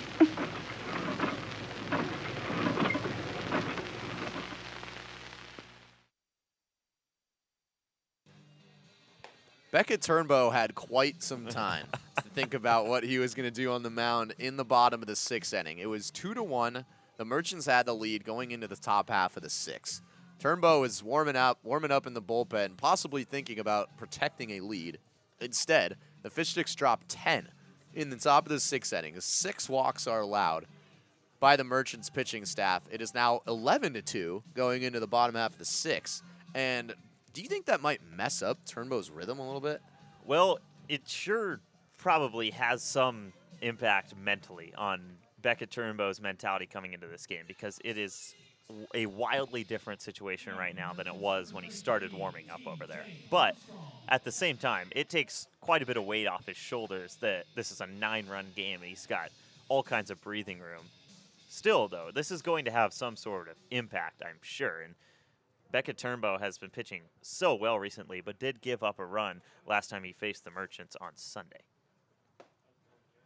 Turnbow fires in for strike 1 to TJ Armstrong. It's 3-4-5, 2 up for the Merchants, who suddenly have quite the uphill battle in this game.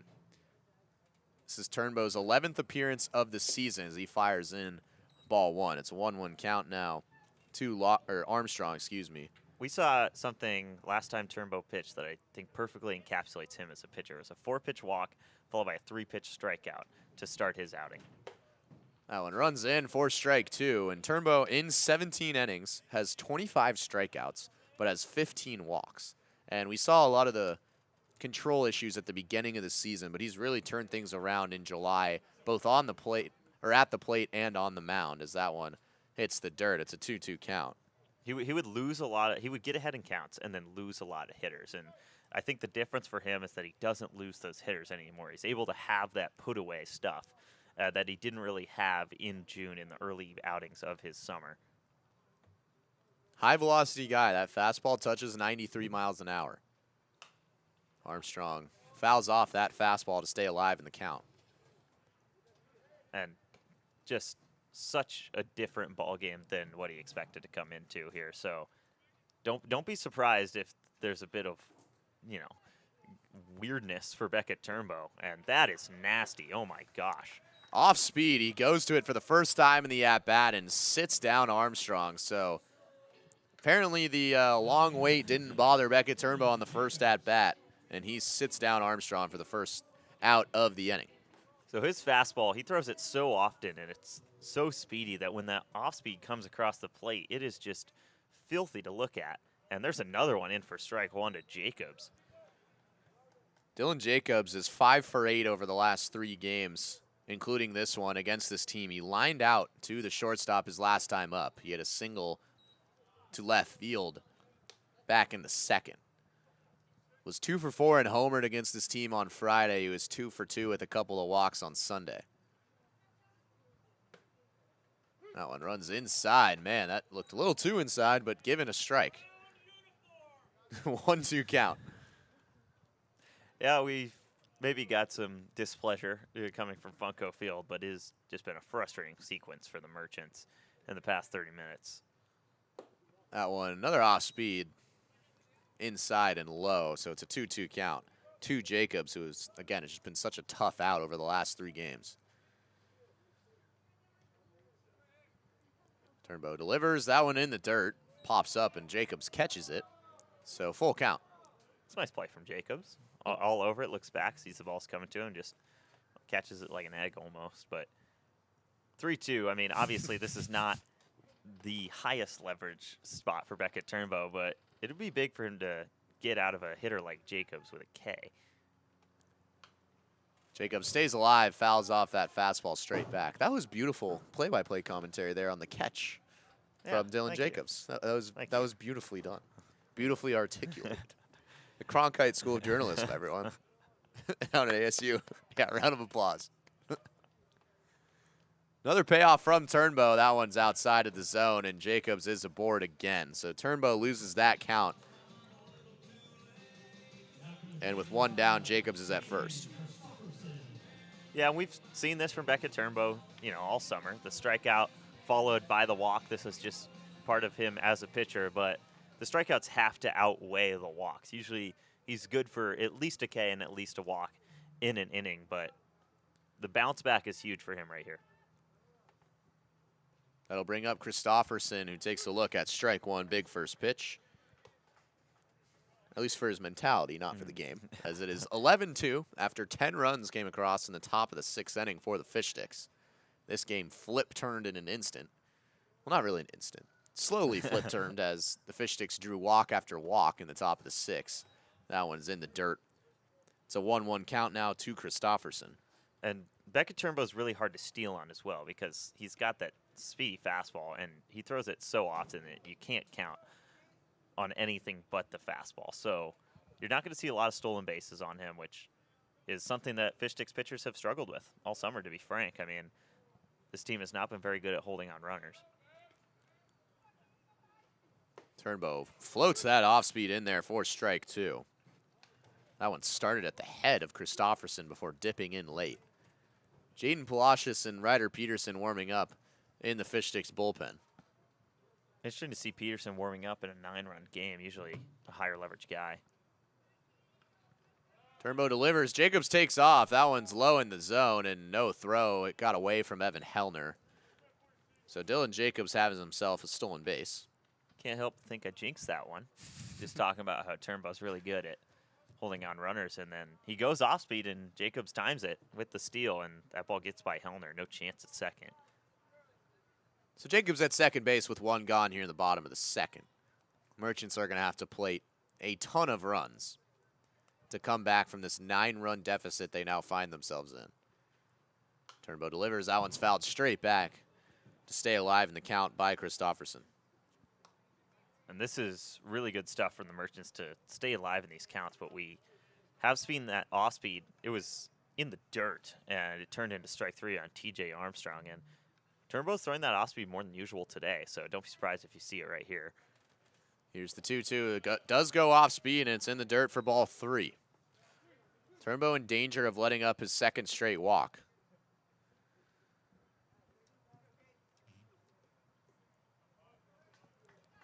Three-two count now to Christofferson with Jacobs at second. Here in the bottom of the 6th. It's 11-2 Fish Sticks. Turnbow delivers, and that one runs inside for ball 4. So after the strikeout of TJ Armstrong to start the inning, Turnbow has walked 2 straight batters. DeGallier is going to come out and talk to him.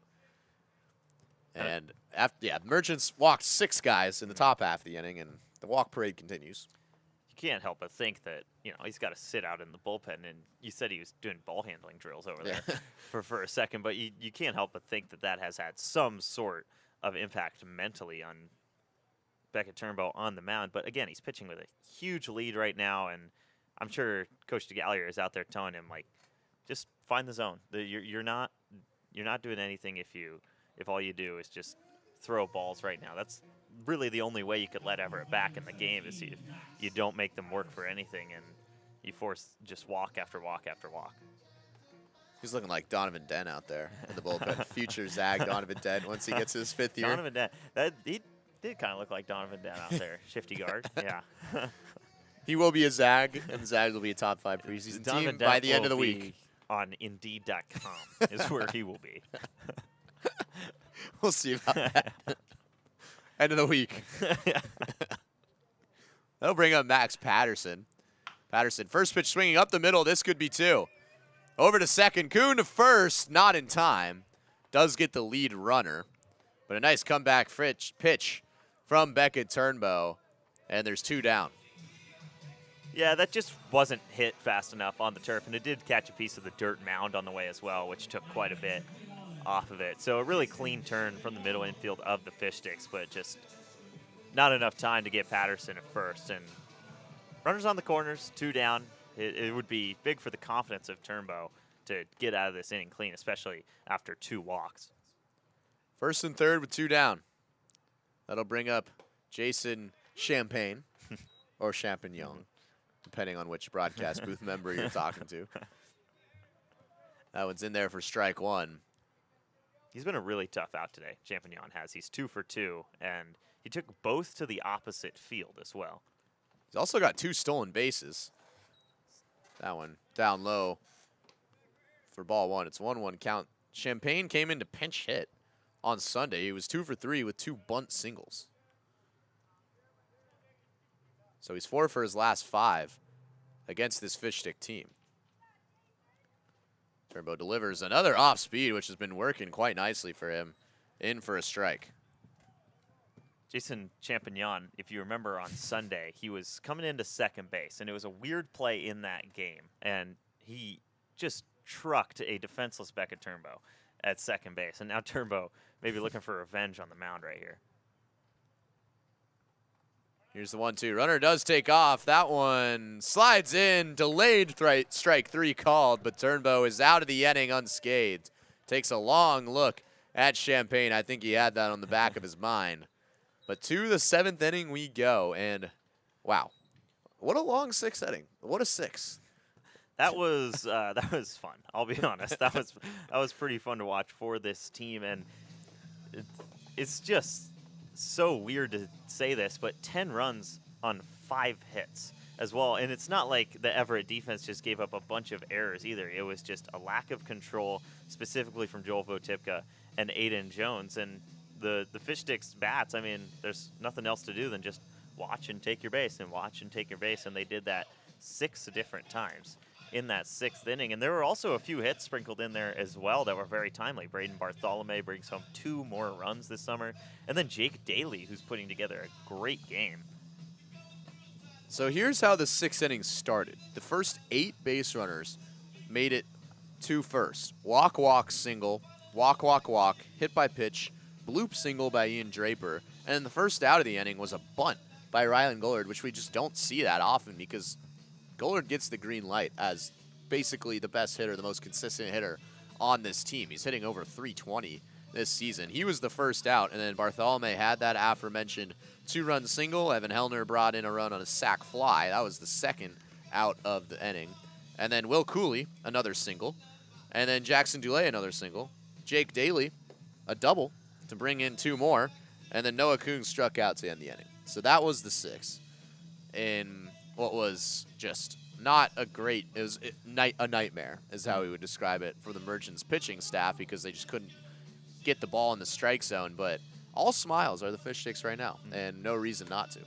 Yeah, and we saw Malachi Pearson warming up in the Merchants bullpen, but I think now 9-run game as we enter the 7th inning.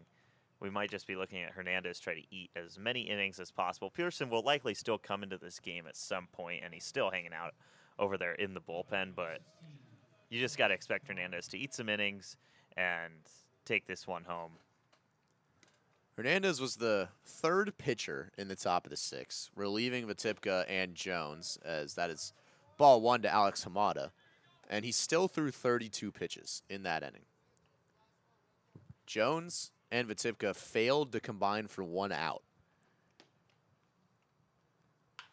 This one's hit towards the right side. This could be the 3rd hit of the game for Hamada, and it is. He's going to take a lead over at first after Maurice Salam couldn't handle it at second, but nonetheless, that would have been a single either way. And Alex Hamada continuing to have a day. He has reached base all 4 times today. He has 2 singles and a double. Yeah, I mean, you know, when you're hot, you're hot. And Alex Hamada, I think it's official right now. He is hot in these past few games, and more base runners for the top of the lineup. Rylan Gullard on deck. I think he'll be excited to swing away this next time up. Back to Ian Draper. Takes a look at strike 1. Been a weird game for him. He's flown out twice to the catcher and grounded out to first, and then back in the Marathon 6, he hit a bloop single to center field to score a run. He also did come around to score. Real shock considering 10 runs came across in that inning. So it's 11-2-6 here in the top of the 7th. It was a game that was controlled by the Merchants up until the 6th inning, and then everything broke loose.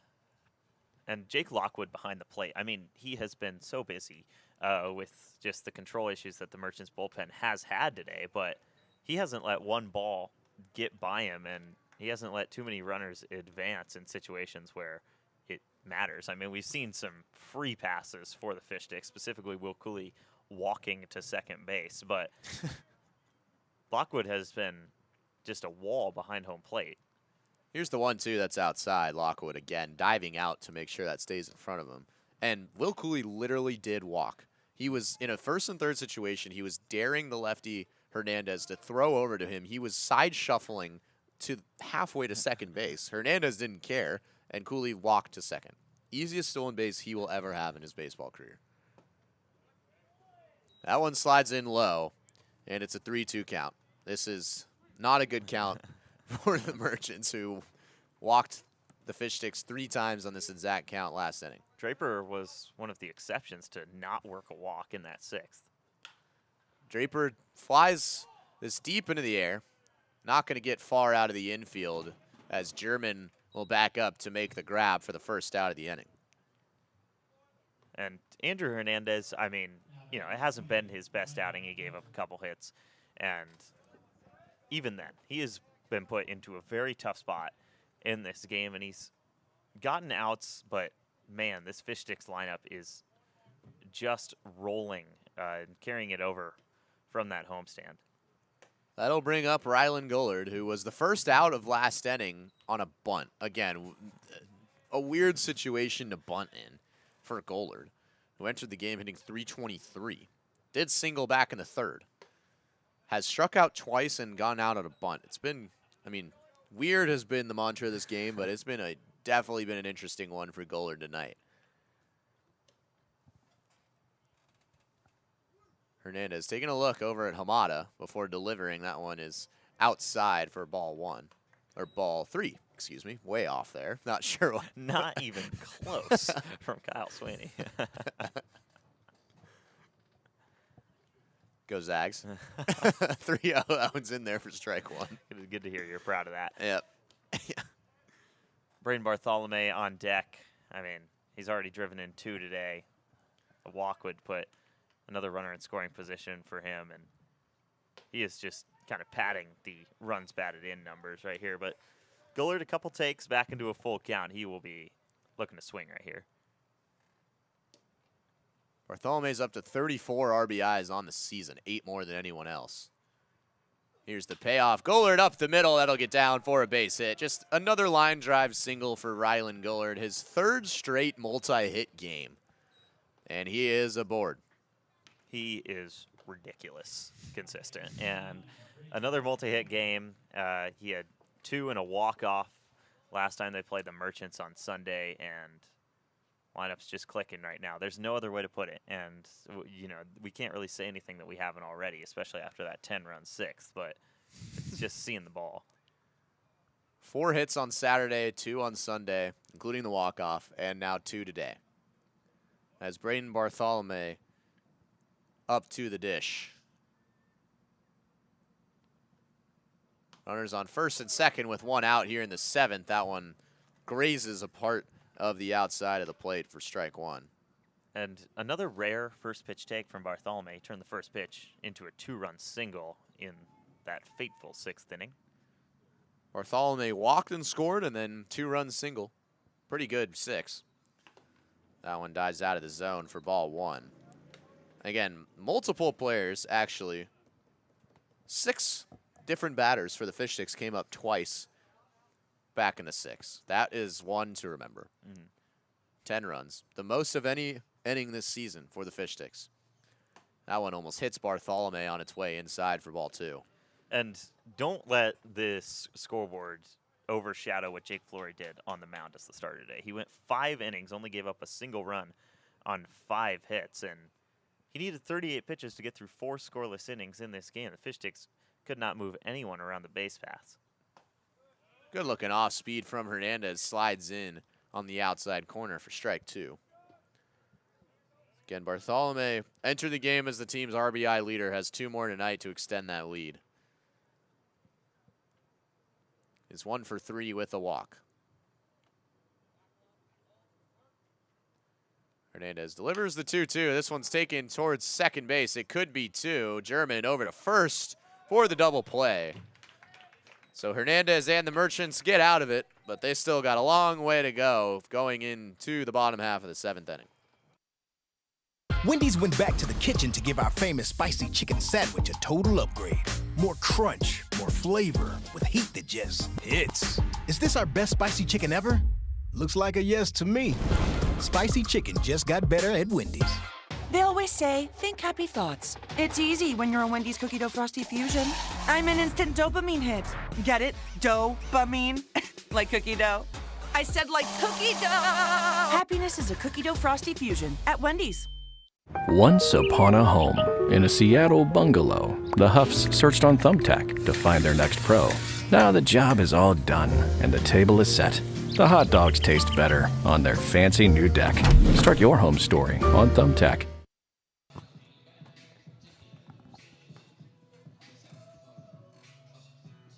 Well, the Fish Sticks have taken a big-time lead in this game. It's now 11-2 DubSea at the stretch, and Jaden Palacios will come into this game on the mound. We saw him take one at-bat. We saw him pinch run down in Oregon, but primary pitcher this year for the Fish Sticks, I think. And he's coming in for Beckett Turnbow. Sorry about that. There's some food that was delivered by the Everett merchants, who have given us great hospitality today, and I was having trouble getting down the last bit there at the end of the I rushed him a little bit. That's my fault. No, that's okay. But Jaden Palacios is in. It was a scoreless inning of work in the top of the sixth inning for the bottom half of the sixth inning for Beckett Turnbow, who had quite some time to think about that outing, as 10 runs were scored in the top half of the inning. But Palacios comes in after a great outing his last time up. 7 2/3. This will be his 7th appearance on the mound as a late addition. Just 2 earned runs, 7 Ks, has a 2.35 ERA, and has really been dealing on the mound as of late. He really has, and in a summer where arms have been at a premium really the whole way through for the Fish Sticks, Palacios has been just very timely in this bullpen, and he's the type of guy that you can kind of just count on to be ready to go every day. We've seen him so often in this 4-game winning streak, which looks bound to become a 5-game winning streak tonight. Well, we did have to scrap the opening of today's game because of the stream issues we had at the beginning. It's just all been, it's kind of been all over the place tonight. But we did talk about how this team, in that homestand, they won 4 straight. They scored 40 runs in those 4 games, and it looked like, man, the Merchants had put a complete stop to that through the first 5 and change in innings. It was 2-1 going into the 6th that the Merchants had the lead, and then 10 runs came across in the top of the 6th. It is an 11-2 lead and building on that hot streak. So Palacios takes the mound. You want to know something? The home league and the league I used to work in, the Pioneer League. First of all, shout out to Missoula Paddleheads. They're a great organization to work with, and they're my local team. But in the Pioneer League, there's a game this past weekend. It was Saturday, where the Idaho Falls Chuckers beat the Great Falls Voyagers 40-18 in a single game. 40 to 18. 40 runs. So we had 40 runs in 4 games for this Fish Sticks squad, which was a really good stretch, and a stretch where they won all 4 as Noah Kuhn makes another great play in the field. But can you imagine putting all of those runs into a single game, and then the other team scores 18 of their own? So 58 total runs 58 in that total game. runs, yeah. And did your team win? Well, neither of them are my team. Oh. Idaho Falls, Great Falls. Right. Yeah. Great Falls. Great Falls, yeah. I'm not my favorite place in Montana. Swing and a miss for strike 1 for Gavin German. Moru Salam came up and lined out to Noah Kuhn, who was sliding on his knees towards his right side. Thank you. Thank you for the mic adjustment there. Who made another great play. He's made pretty much the exact same play twice today over at second. And I'll bring up German at the bottom of the lineup. He takes a look at strike 2. German has grounded out both times he's been at the plate to Alex Hamada over at third. In the 3rd and the 5th inning. After 2 runs in the bottom of the 4th inning against Garen Lavenhagen, there has been nothing, few and far between for the Everett Merchant. That started with a great outing from Wesley Harwell through the first 3 innings. He went scoreless. Yeah, that's really become an afterthought, both the starts of Jake Fleury and then Wesley Harwell today, but they were both very solid, and ever since then, the story has just been that 6th inning, obviously. I mean, 10 runs in an inning is always going to have an impact in a game, but it has really overshadowed a good amount of pitchers that have thrown well today. Palacios looking to continue that. He's 1 strike away from his second out in as many batters. It's a 2-2 count to Gavin German, who's 0 for 2.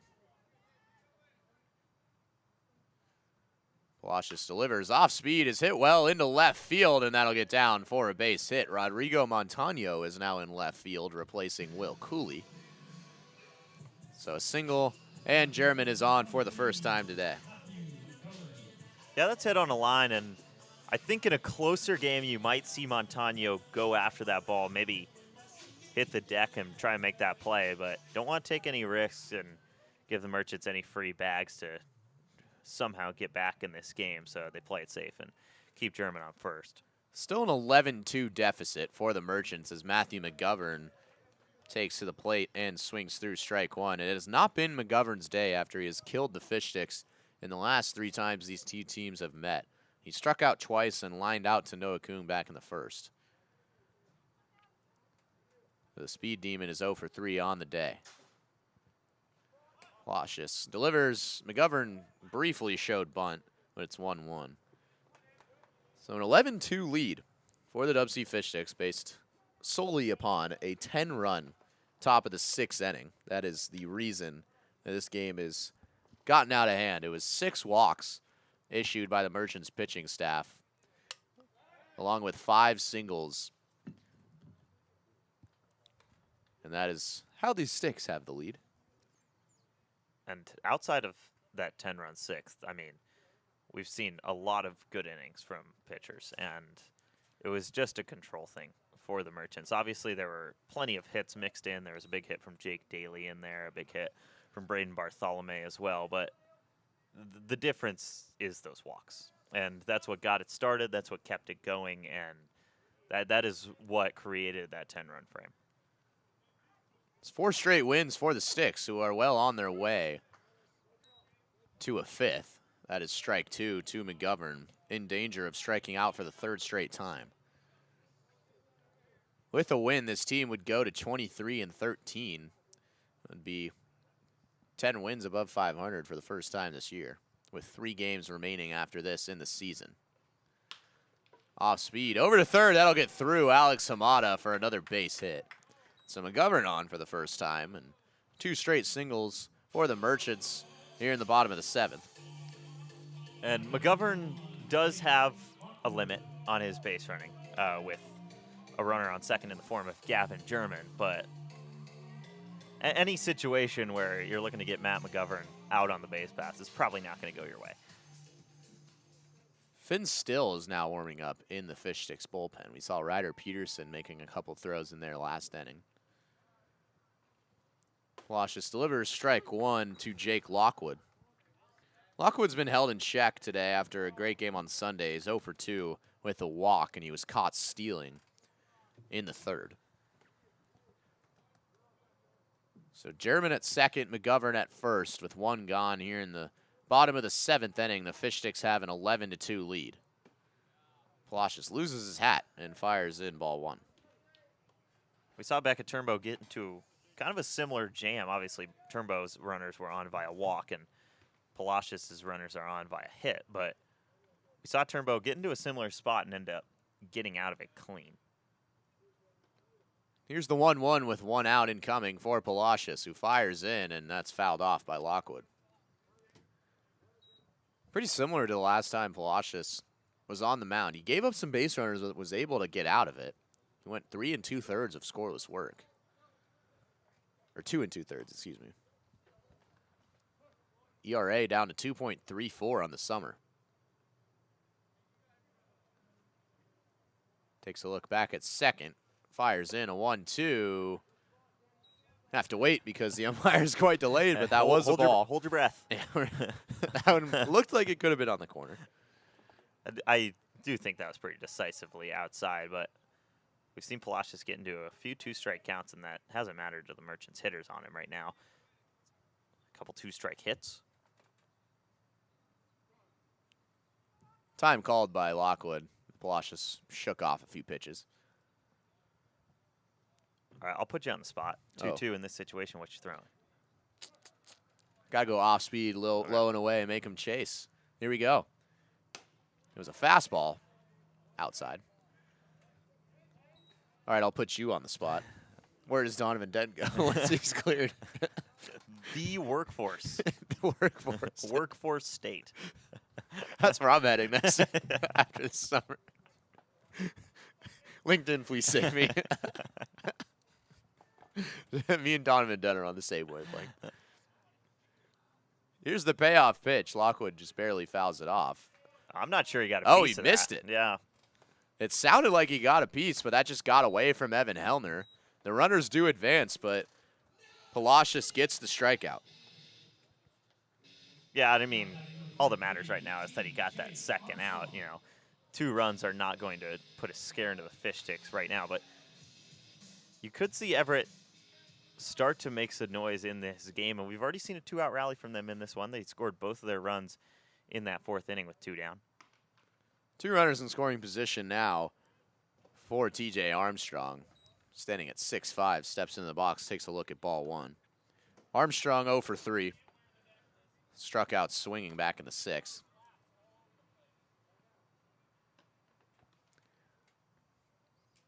Some voices being heard in the crowd here at Funko Field. Here's the 1-0. Palacios cannot keep his hat on his head. Yeah, I gotta say that they're fitted, but I think he might have put the wrong size on his Google form because it just keeps falling off. It will not stay on out there on the mound. He's also got, over under what, 2.5 buttons? Yeah. On the jersey. The dub and C are completely split open on the jersey. It's a 2-0 count. Fires in. The hat moves around but stays on his head. That'll go in for strike 1. Yeah, it's almost like his tip and his pitches because when he's really throwing that heater, it's not really taking his hat off his head. But off speed, he's kind of trying to get more run on it, and that is bringing it laterally off of his head. Let's see. 2-1. It falls off, and that was a fastball, I believe. Yeah, it was. So, I was wrong. Plus, if you're looking for the hat to come off, I think the ball's going to be by you by the time you see that. So I don't think that would work out. It's a 3-1 count. Palacios' hat has fallen off 3 times this at-bat. And every single time it's fallen off, it's a ball. That's which true. is a very next-gen stat. It's like golf. Swing smooth, right? I'm doing that at 6:15 in the morning tomorrow. That one's fouled off. Palacios' hat fouls off again. 4 for 5 in this at-bat. Maybe you think there's like hat pine tar or something. You got to keep he's got the rosin bag. What if you just like put the rosin bag in your hat and kind of just shake it around like a raffle and then put it back on? Does that do anything? I don't know.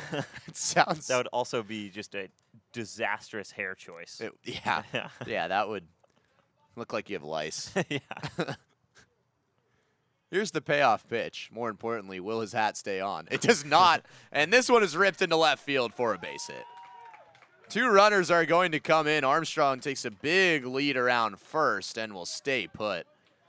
So a good piece of hitting from Armstrong. Plates 2. It is 11-4 Fish Sticks now. Still a lot to make up for the Merchants, but they show a little bit of life here in the 7th. That's a nice line drive down the line. And, again, it's the first sign of life we've seen from this Merchants lineup since that 4th inning. And the response they've had to that huge frame for the Fish Sticks. I would be thinking maybe they can string something together, especially with Dylan Jacobs at the plate. But the Fish Sticks are warming up fin still right now. Palacios fires in and off speed. That, wait on the call, is a ball. That one looked pretty close to the zone. It's 11-4 Fish Sticks here in the bottom of the 7th. TJ Armstrong with the 2-run single. Dylan Jacobs is now up. Jacobs has been so tough to retire. He's 1 for 2 on the day with a walk. He's 5 for 8 over the last 3 games against this team. Palacios loses his hat again. So it took 25 pitches for Becca Turnbow to get out of a scoreless 6th. Now Jaden Palacios has thrown 27 here in the 7th inning. So if anything, the Merchants hitters are making these Fish Sticks pitchers work, and in this case, they've been able to bring a couple home. Here's the 2-0 to Jacobs. This one's grounded right over the hatless head of Jaden Palacios, and Noah Kung makes the out. The inning is over. So to the 8th inning we go. The Fish Sticks up 11-4. 2 runs do come across in the bottom half of that inning, but it is still all DubSea here in Everett.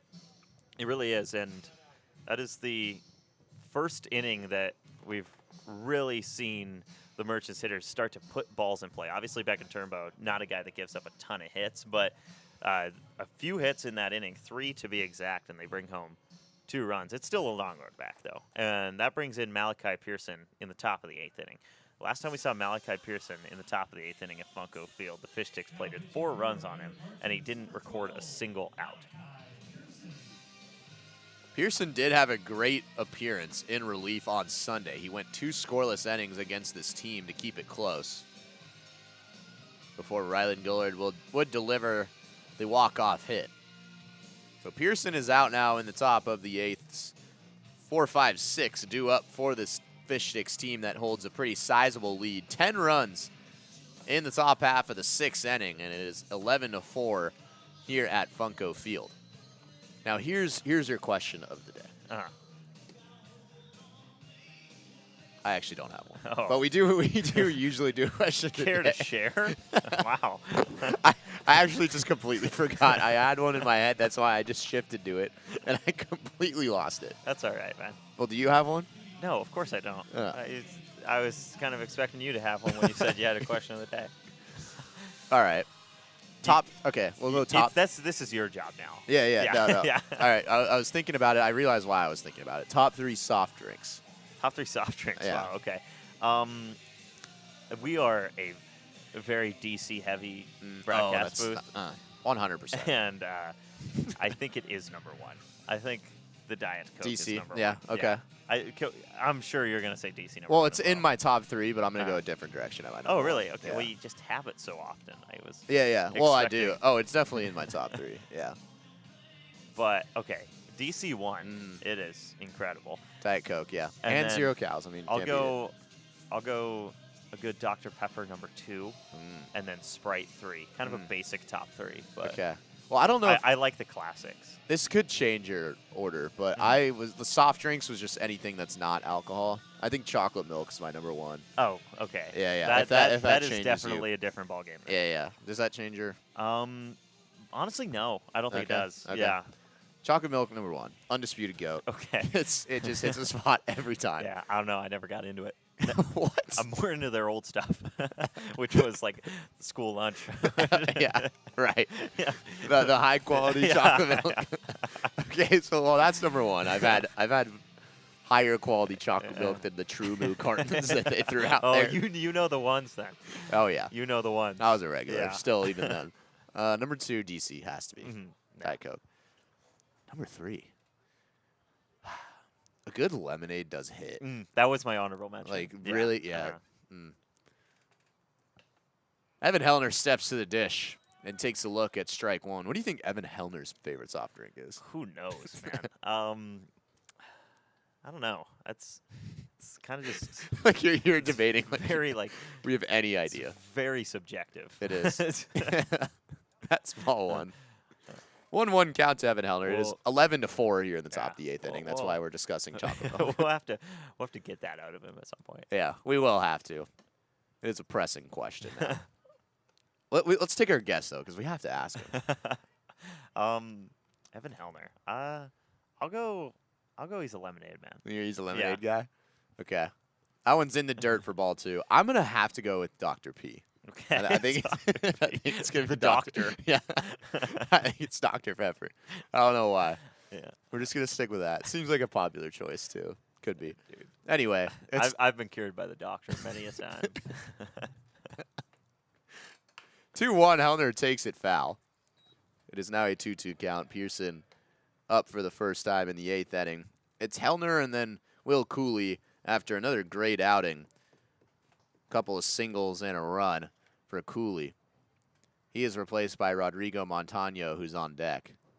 Hellner rips this to right field. That'll get down for a base hit. Thinking about Dr. P on the way around first base. And the leadoff man is aboard. Hellner's good for a base hit that looks exactly like that basically every night. And there's another one right there. A line drive through the pull side of the infield. It's just what he does so well. And now Rodrigo Montano comes up to the plate. The first time we've seen him hit in quite a while, but he's been a good hitter for this team. He has. We haven't seen a ton of Rodrigo Montano at the dish this season. He is hitting .294. He's 5 for 17 and also a pretty clutch hitter. He had one of the clutchest hits of the season in the bottom of the 8th against the Studs. Down 8-7 as he takes a look at strike 2. And with the bases loaded, ripped a line drive up the middle to make it 9-8 and steal one from the Studs, who were the PIL champions this year. That one is low. It's actually a 2-1 count now to Montano. Yeah, that was just a crazy game where the Fish Sticks came back from down 7-0, and that was kind of the first sign we saw of the comeback sticks that we've seen so often this year. This one's hit well to second. Maury Salam knocks it down but can't get it over to first in time, so that'll go down as an E4. But it was hard hit from Montano, and now the first 2 batters are aboard. Yeah, definitely an error, and a clean exchange could have turned that into a double play as Jackson Doulay's day is done, and Noah Benedict is back in the box. This we love to see in the booth. Noah Benedict we have not seen in a couple of weeks, but he has been a great bat. He's hitting .314 this season in 22 games, and before his departure for a little bit was hitting so well from the dish. I don't know how that wasn't strike one. You could see Jake Lockwood confused as to where that missed, but it's a ball to Benedict. Benedict also had a big hit in his own right against the Blackfins the day after Montano was the hero. He tied it up in the 8th inning against the Blackfins. That was a fun 2-day stretch. 2 consecutive 9-8 victories. But good to see Benedict back in the lineup. Slashing .314, .390, .860. Does have a home run. And 5 of his 16 hits are doubles. This one's hit high in the air to right field. McGovern going back. He's going to be called off by Christofferson, and Hellner is going to tag up. No, he won't. He hesitated. I think he might have left early as well, so he's just got to get back to the bag. I think the Fish Sticks dugout is kind of laughing at Hellner's expense right now. That was not the smoothest thing we've seen from him this summer, but now the Fish Sticks really reaching into the bag of the bench up 7. Tyler Eisenhut will hit for the first time today. Jake Daly's phenomenal day is over. 2 doubles, a walk, and 3 RBIs on the day for Daly, who is in the conversation for stick of the game for sure. Also had a double in the 9th inning against this Merchants team as off speed from Pearson slips in for strike 1 to Tyler Eisenhut. Eisenhut hitting .246 this summer, but has a .394 on base percentage. Is really good at forcing walks. So he's pinch hitting for Daly. That one runs low for ball 1. It's a 1-1 count.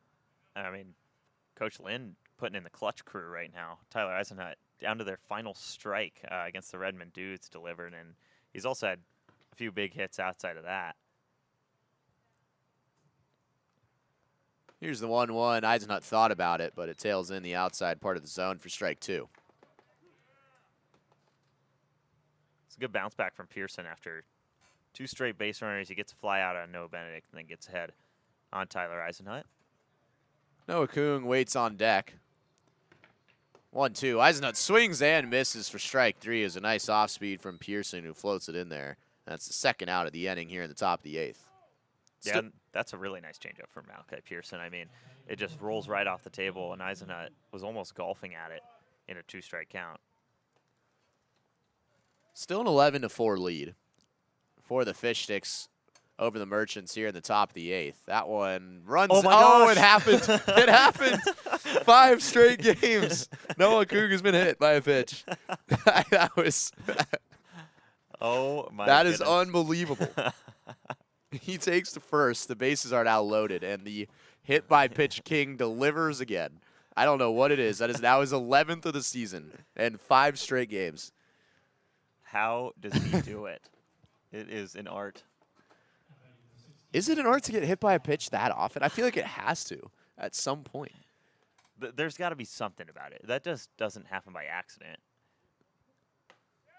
That'll bring up Alex Hamada, who also is staking a claim as stick of the game in this one. He's 3 for 3, was hit by a pitch, and has 2 RBIs in this game. He also doubled and scored the first run of the game for the Fish Sticks in the 5th.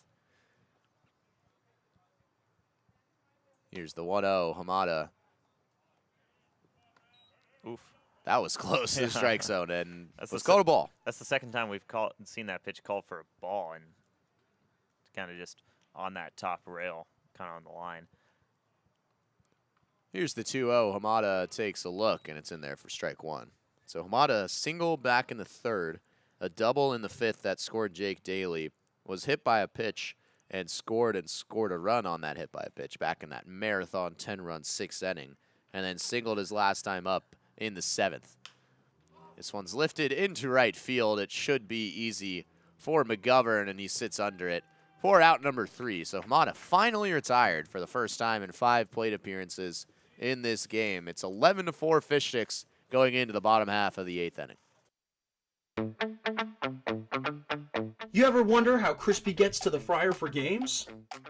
He uses King County Metro's Rapid Ride H-Line.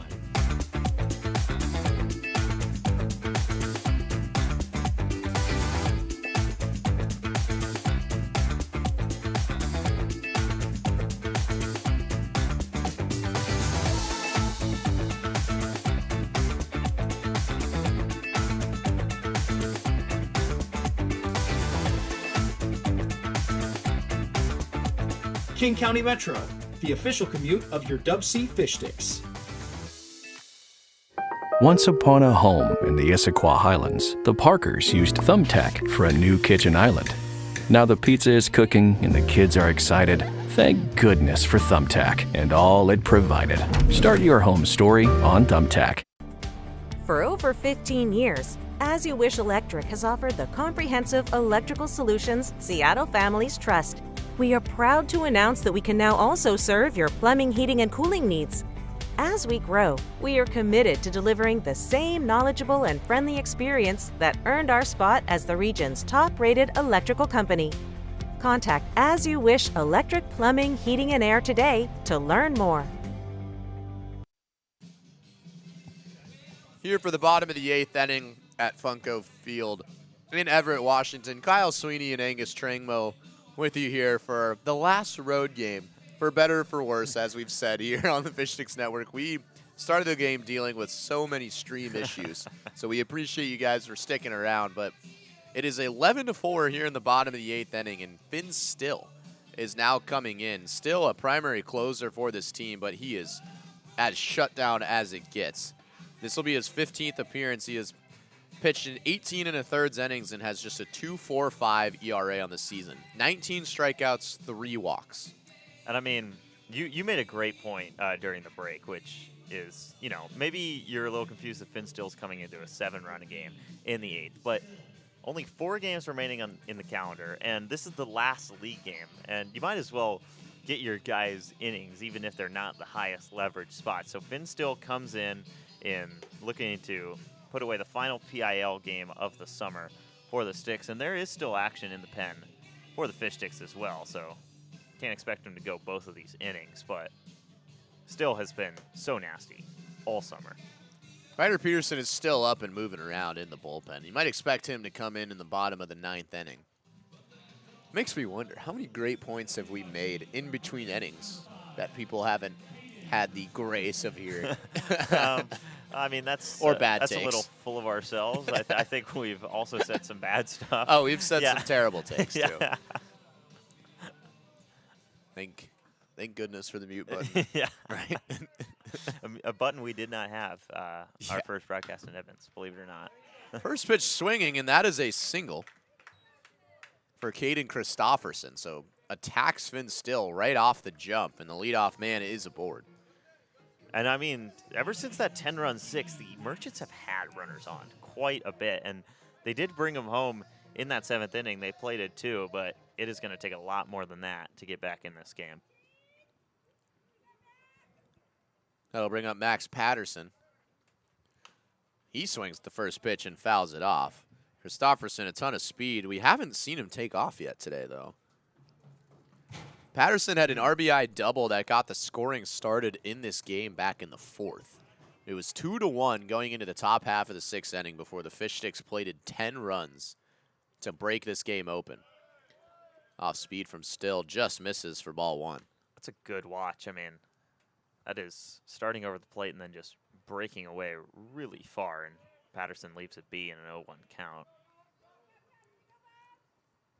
Christopherson at first after a leadoff single here in the bottom of the 8th. He stays put again and fouled off again by Patterson. So 1-2 count now with Finn Still. It's rare you see Still give up a hit to his first batter, even let his first batter on, especially on the first pitch as well. So kind of unorthodox for him, but looks like he's bounced back well to this point. 1-2 is hit hard into left field. Montano is going back, and it one-hops the wall. It is a tough bounce off of the turf. Now chugging for third is Patterson. He's in with an RBI triple. That is the highest ball that I think we've seen hit this summer that resulted in an extra base hit. And just like that, it's 11-5 here in the bottom of the 8th. That's a really tough read with how tall that wall is out there, and it just found its way into the gap. A tough play for both Gullard and Montano out there, and I mean, if there's any time the Merchants are going to try and get back in this game, it's going to have to be right now, but they've turned a 9-run game into a 6-run game. They've started the work. So Patterson hits a triple that scraped the skies and took a huge bounce off the turf and one-hopped the wall as that one's fouled back by Jason Champagne for strike 1. But that scores Caden Christopherson, so the first 2 batters are aboard. A single by Christopherson. He comes around to score on the triple from Patterson. That is not something you see often against Still, who is such a reliable guy for this Fish Sticks rotation. 0-1 and showing bunt is Champagne, who has had a lot of success with that, but fouls it off for strike 2. He had 2 bunt singles on Sunday. Yeah, and I mean, he's got some of the most speed on this team, aside from Matthew McGovern. But runner on third, nobody gone, and you're almost working your way into a free out if you lay down a bunt right here. And the Merchants can't afford outs anymore in this game if they want to get back into it. The 0-2 swung on and hit towards right center field. Coming in is Benedict, who's going to make the play. He's going to fire home, and not in time. So a sac fly. And it is 11-6. So cutting into this lead a little bit are the Merchants. There's 1 gone here in the bottom of the 8th. Fish Sticks will check on third. It looks like it won't matter. It's Patterson definitely did not leave early, but 2 runs in the 7th, now 2 runs early in the 8th. And this pace would not be enough still, but they are putting up some numbers that kind of keeping them on life support in this game. That'll bring up Maurice Salam, who swings and fouls off strike 1.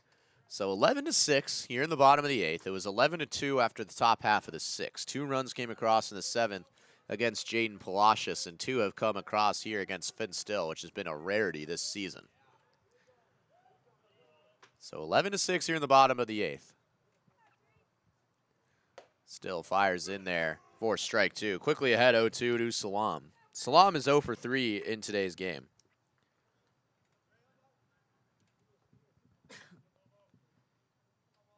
(0-2) for Still right here. He can do anything he wants.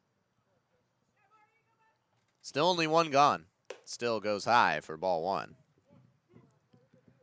Still is going to join former Fish Sticks head coach Elliot Kribbe down at the University of Hawaii at Hilo, a D2 program. Was a teammate with Braden Bartholomew at Southeastern, one of the elite NAIAs in Florida. Salam fouls it off again and stays in the count.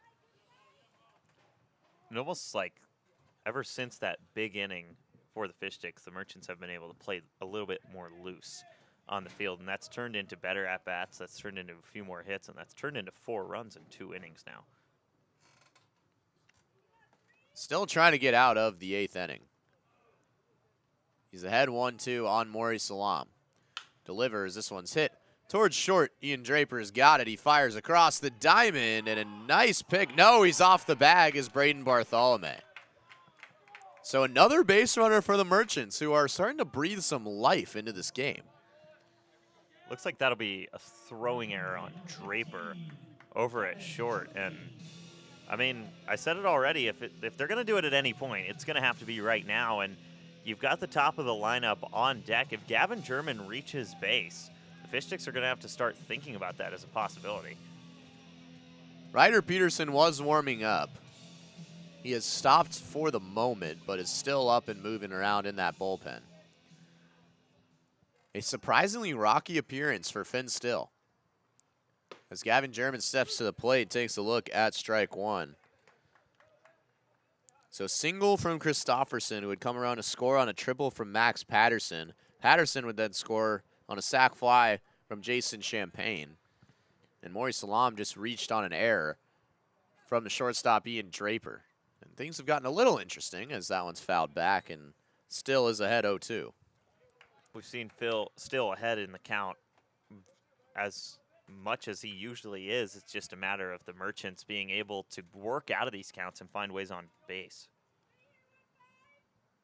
0-2 incoming from Still to Gavin German. Still fires off speed out of the zone for ball 1. German singled and scored back in the 7th and grounded out to third base his first 2 times up.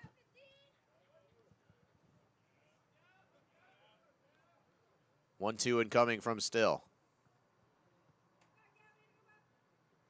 He fires in, swing and a miss from German for strike 3. That's the Finn Still we're used to this year. That's the second out of the inning.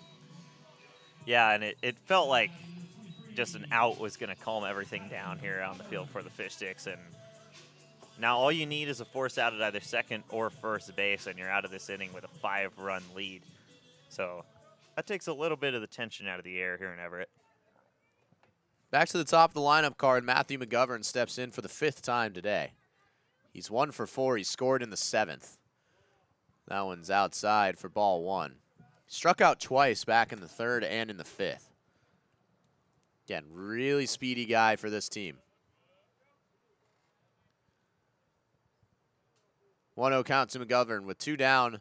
11-6 lead for the Fish Sticks here in the bottom of the 8th inning. That one slings in there for strike 1. 2 runs have come across in the 8th, 2 in the 7th for the Merchants. It was 11-2 DubSea after a 10-run 6.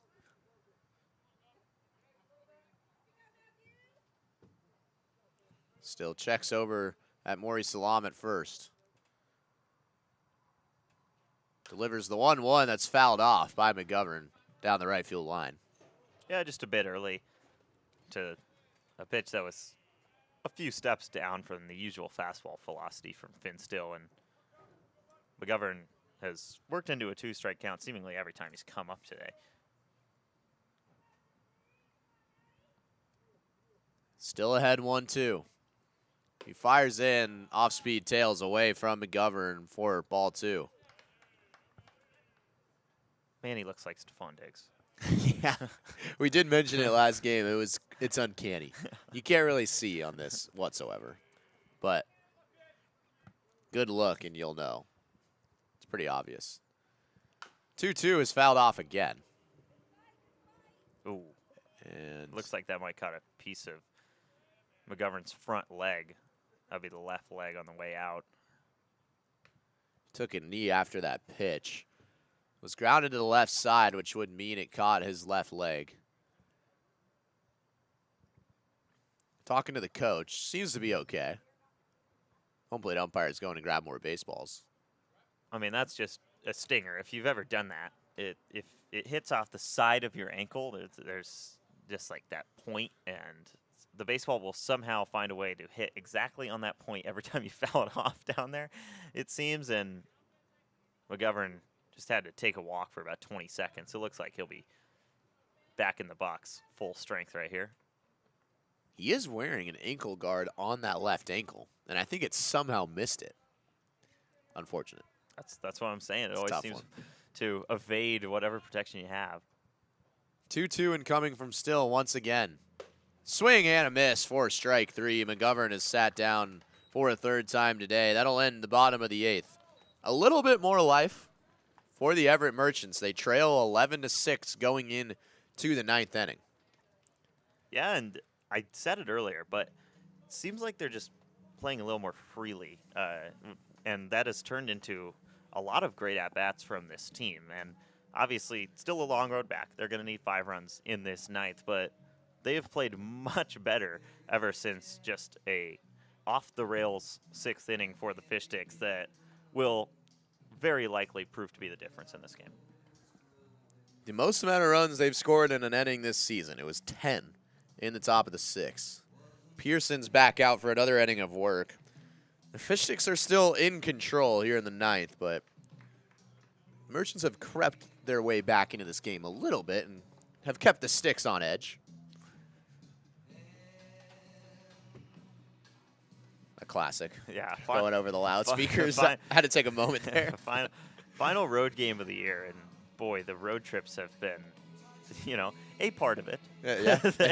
they have been part of it this summer for the broadcast team and, of course, the Fish Sticks themselves. But, no, this has been such a cool experience to see all these ballparks, and Everett has got quite the setup here. They do. The best setup. We've got high-tech chairs here, too. Yeah. That's a big one. These chairs are for real as well. It's great for my lower back. They've given us great hospitality, the Everett Merchants have, so we're very grateful. But into the top of the 9th we go. Ian Draper, the top of the order, will lead things off. It'll be Draper, Gollard, and then Braden Bartholomew. Draper's 1 for 5 today at an RBI single back in the 6th inning. Everyone got a slice of the pie back in that 6th inning. Pearson's been really good against this team. He has, and ever since kind of a blow-up outing a couple weeks ago on the 13th here at Funko against the Fish Sticks, he has been shut down against this order, and now comes out for his 2nd inning of work. He threw 2 scoreless innings at the Friar this weekend as well. 0-1 incoming to Draper. That catches a piece of his arm. He is hit by a pitch and will walk over to first base. So the leadoff runner is on. That'll bring up Rylan Gullard again. 2 for 5 on the day for Gullard. That makes it now 8 hits in 3 games for him. And we've kind of just come to expect this type of thing, but it's just so impressive what he's been able to do night in and night out for this team. 4 hits on Saturday, 2 on Sunday, 2 today. That one gets past Lockwood, and Ian Draper will take his base. And this game isn't completely over. With a 5-run lead, you have to protect it and add insurance runs. So still aggressive on the base paths are the Fish Sticks as Draper takes his base. Especially given the fact that they were ahead by 9 in this game, and the Everett has closed that gap almost halfway. They've got a little bug in the back of their minds telling them we should probably get a few more runs here. Gullard takes this out to center. Converging are Christofferson and McGovern. Christofferson makes the grab. Draper tags up. He'll go over to third base. And Gullard is retired for out number 1. Almost found that tall wall out there in right center field. And it's a pretty shallow wall as well, but not quite enough carry. And it does move Draper to third with Bartholomew coming up. Bartholomew walked and had a 2-run single just in the 6th inning alone. Grounded out in double play fashion back in the 7th to end the inning. That one tails outside for ball 1.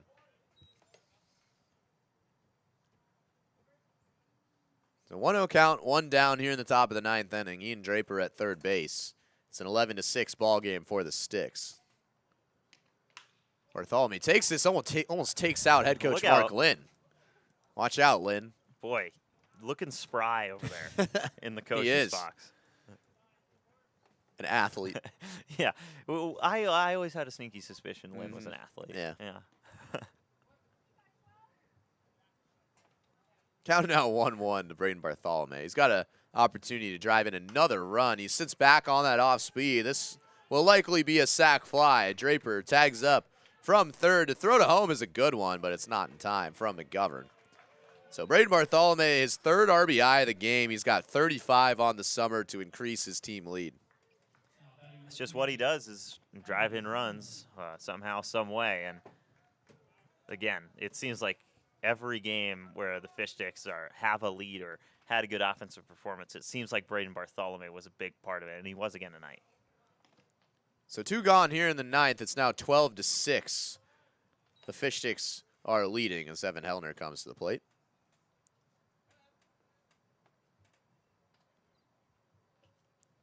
1-0 is outside for ball 2. Hellner had a walk, scored a run, and then also had a sac fly back in the 6th. And then ripped a single into right field his last time up in the 8th inning. It's now a 3-0 count to Hellner, who I would expect to tee off here on a 3-0 count if he gets a strike. Oh, yeah. 6-run lead. He's in a hitter's count. He is ready to swing. Pearson delivers. He does swing. He swung too hard and popped it straight back for a foul ball. Oh, I'm still holding out hope that we get a ball into into our press box here. You think you'd reach out and grab it for me? Would you protect me? me? Come on. Of course I would, man. 3-1 count now with 2 gone in the 9th. Hellner again a big hack and misses. It's now a full count. Pearson doesn't have the highest velocity on the team, but his stuff has been working against the Fish Sticks lineup in the last couple of times they've faced him. Here's the payoff. Hellner again a big hack and fouls it straight back again into the empty seats. Turning into a battle here in the wee hours of the night. This game was moving so quickly at the beginning, and, 10-run inning will slow things down. Another 3-2, and no choice but to let that go inside for ball 4 for Hellner. So the inning will continue. Hellner reaches base for the 3rd time since the 6th inning. And that will bring up Rodrigo Montano. And now the search is on over down the third base line for where that baseball ended up. It looks like someone found it. Yep. Blue hat got it. Dang it. What, were you cheering for the adult No. man? I was vocalizing what he was thinking. He slaps his palm on the railing. Couldn't get to that one. A DubSea merchandise item. Those boys are ready for action. There could be another. There could be another one down the left field line. Yeah, I don't think they've gotten out of the concourse today. They are just ready to go all directions.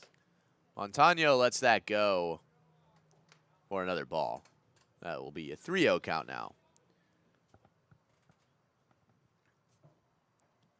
Hellner at first, he just walked.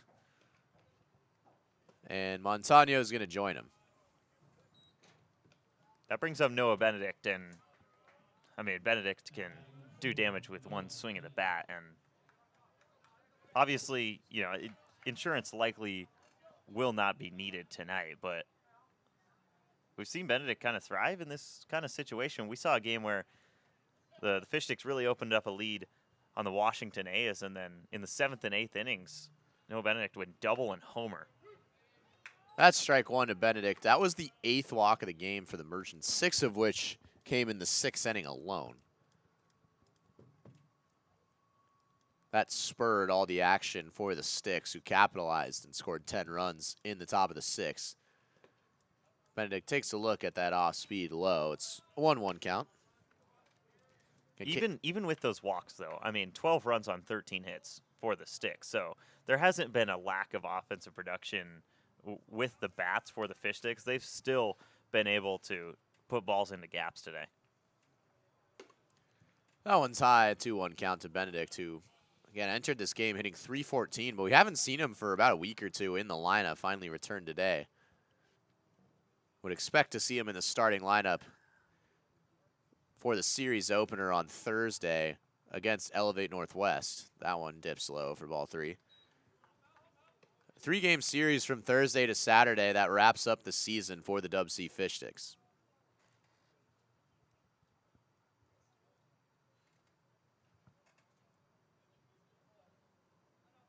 Here's the 3-1 from Malachi Pearson.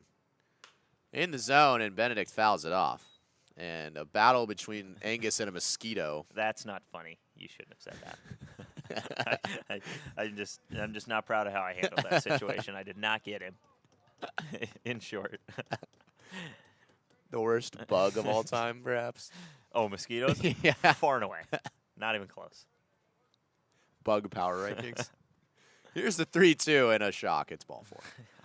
Another walk issued by this Merchants pitching staff. And, I mean, it's kind of been the Fish Sticks that have been issuing the walks to the Merchants in this season series. We saw double-digit free passes in both of the first 2 games between these 2 squads issued by the Fish Sticks. And Merchants kind of returning the favor tonight. Bases loaded. And that's how the 8th inning ended as well, with Alex Amata flying out. Tyler Eisenhut looking to change that.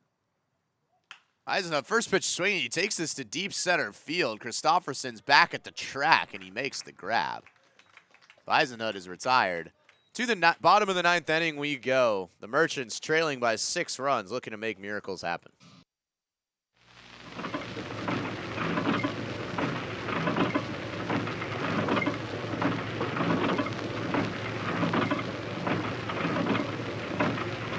Oh, Audrey, look over there. Where? Oh, a whole herd of reindeer beers. Not herds, Audrey. Rainier's come in 6-pack. Oh, Wake up, Harley. Harley, look at the reindeers. Oh, they're just so fresh and friendly.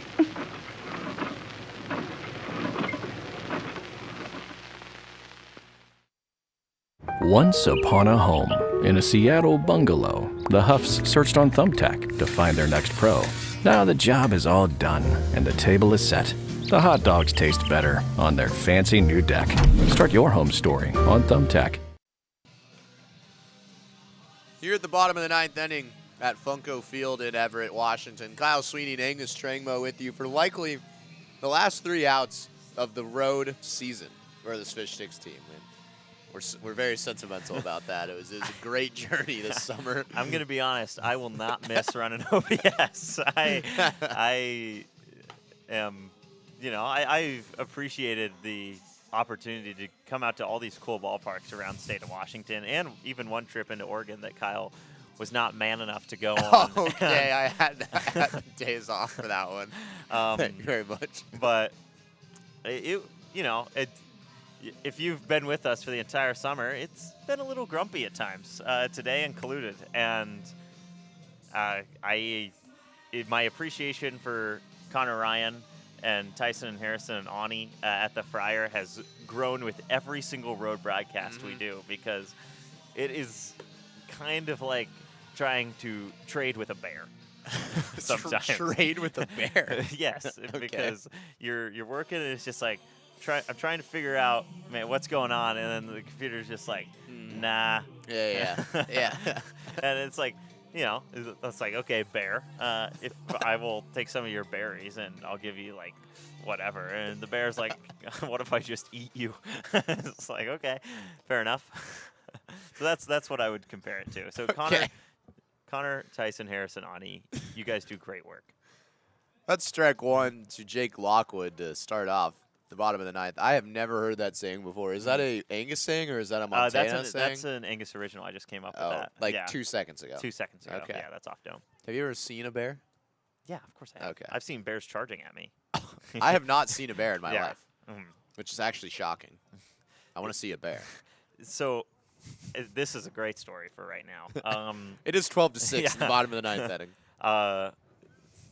For those of you that have ever been to Montana, there are a lot of black bears that hang out around the western side of the state, and I was on a walk with my dogs, and my dogs are like Yorkshire Terriers. They're the tiniest little dogs ever, and one of them is very adventurous. That's a Moose. His fin still just blows by Jake Lockwood for strike 3, but Moose decides to run up the trail a little bit, and all of a sudden he starts barking wildly. And it's just like, Moose hasn't barked in a year. I don't know what's going on with him up there. And I turn the corner, and there's a black bear just running at my dog. And I was just like, oh, shoot, Moose, you better leave. And Moose starts running at it.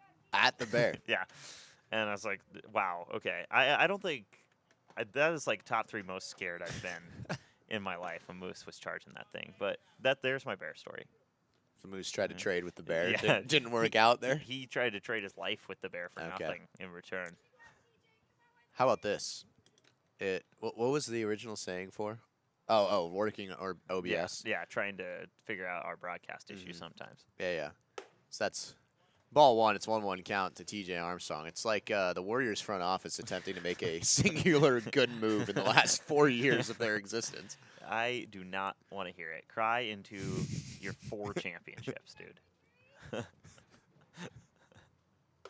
That's a swing and a miss from Armstrong, but I would like to see my basketball team not be mediocre for the first time in like 4 years. To see my basketball team in the finals. Who's your basketball team? That would be the great Utah Jazz. Yeah, we'll just let that one hang in the air for a little bit. Armstrong fouls that off, and the Concourse boys are tussling after that one. They are rumbling. That is a stampede down the first base line. Jackson Smith and Jigba is hustling out in front.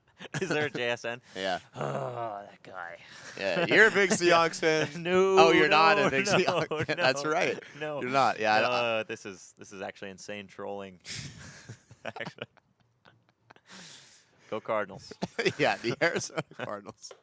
That's strike 3 swinging from Armstrong. That's 2 straight Ks for Finn Still to start off his inning. And this is night and day for Finn Still when you compare apples to apples with that 8th inning. It was 2 runs on some pretty hard contact from the Merchants in that 8th inning. And so far, he's only thrown 1 ball in the 9th. He's got 2 Ks. And this is the Finn Still we have come to know for the Fish Sticks. Thursday brings another opportunity for Connor Lee to really rile things up in the Friar. you know, I've heard many stories about Connor Lee and how maybe he gets a little quirky at Jack and Dan's in Spokane. I don't know if anyone can confirm that for me, but no, that's ball 1 to Dylan Jacobs, but. Yeah. They call him like when he walks in, everyone yells quirky to Connor Lee. The big quirk. Yeah. Jack and Dan's. You know, he's a resident quirk in there.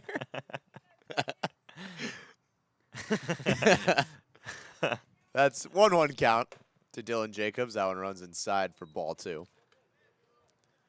He's gonna absolutely destroy that final score graphic today. Oh my gosh, it is gonna be like nothing you've ever seen. The Jack and Dan's Grim Reaper is also his nickname. This one's up the middle, and Dylan Jacobs will be aboard once again. That is not a shock to anyone that's been watching the Fish Sticks over the past week.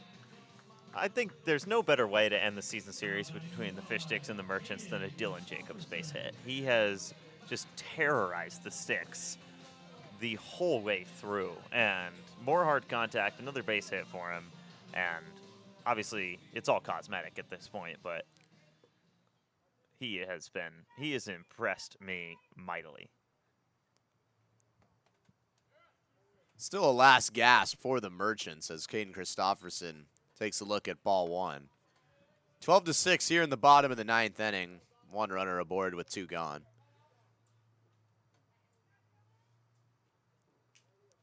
Frat Flick King himself, Connor Lee, is patiently waiting for this game to go final. 2 more days until we see him back in action again. I just cannot wait.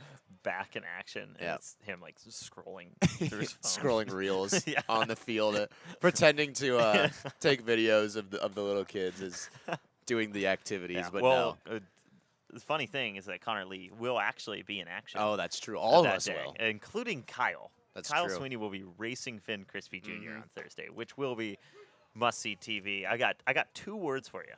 Kyle Sweeney and Finn Crispy Jr. must-see TV.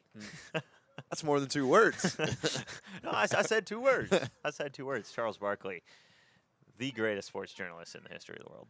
If I lose to Crispy, I will quit my job as a sports broadcaster and go full-time into becoming a track star. As that is into center field, Gullard sliding, and he makes the grab to end the game. Finn Still tips his cap to Gullard.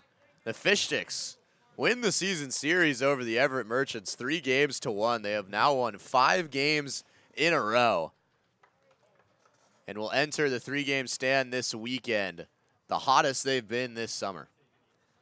That was obviously revolving around that 10-run 6th inning, but really the whole way through, this offense just picked up right where it left off at the Friar. 13 hits turns into 12 runs, and on a day where some of your best arms didn't really have their best stuff, you got guys like Wesley Harwell throwing really good innings. Beckett Turnbow comes in, throws a scoreless inning, and this offense is just too much for these teams right now.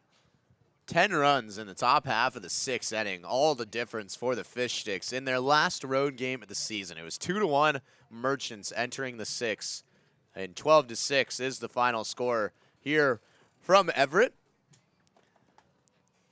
Stick of the game here tonight. It's really close between 2 guys, and I think you make the call here, Angus. Okay, so it is a very close race. I think this might be the closest stick of the game we've had all year between Jake Daly and Alex Hamada, but I am going to go with Jake Daly today. He has 2 doubles. He drives in 3 runs, including a 2-run double in that 6th inning that I think really turned this game into a blowout. That hit from Daly was the hit that really put the Fish Sticks on cruise control in this game, and just a huge day for him at the plate. It's good to see him break out of the slump he's been having this summer ever since a hot start to the year at the plate. And Jake Daly is our stick of the game.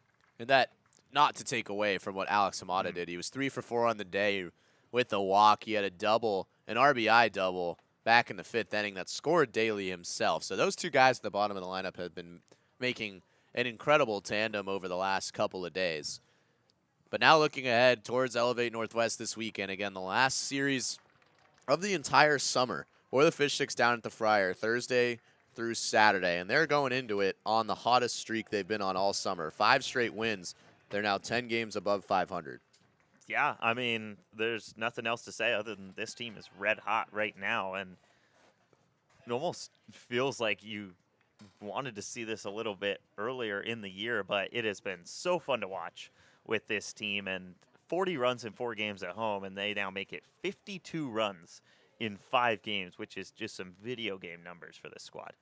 So we look forward to seeing you guys on Thursday here on the Fish Sticks Network back at home. But the last road game of the season and signing off for the last time from OBS this summer. Yes! Angus celebrates. But for Angus Strangbo, I am Kyle Sweeney. We will see you in a couple of days. Enjoy the day off tomorrow, Fish Sticks, and we will see you on Thursday.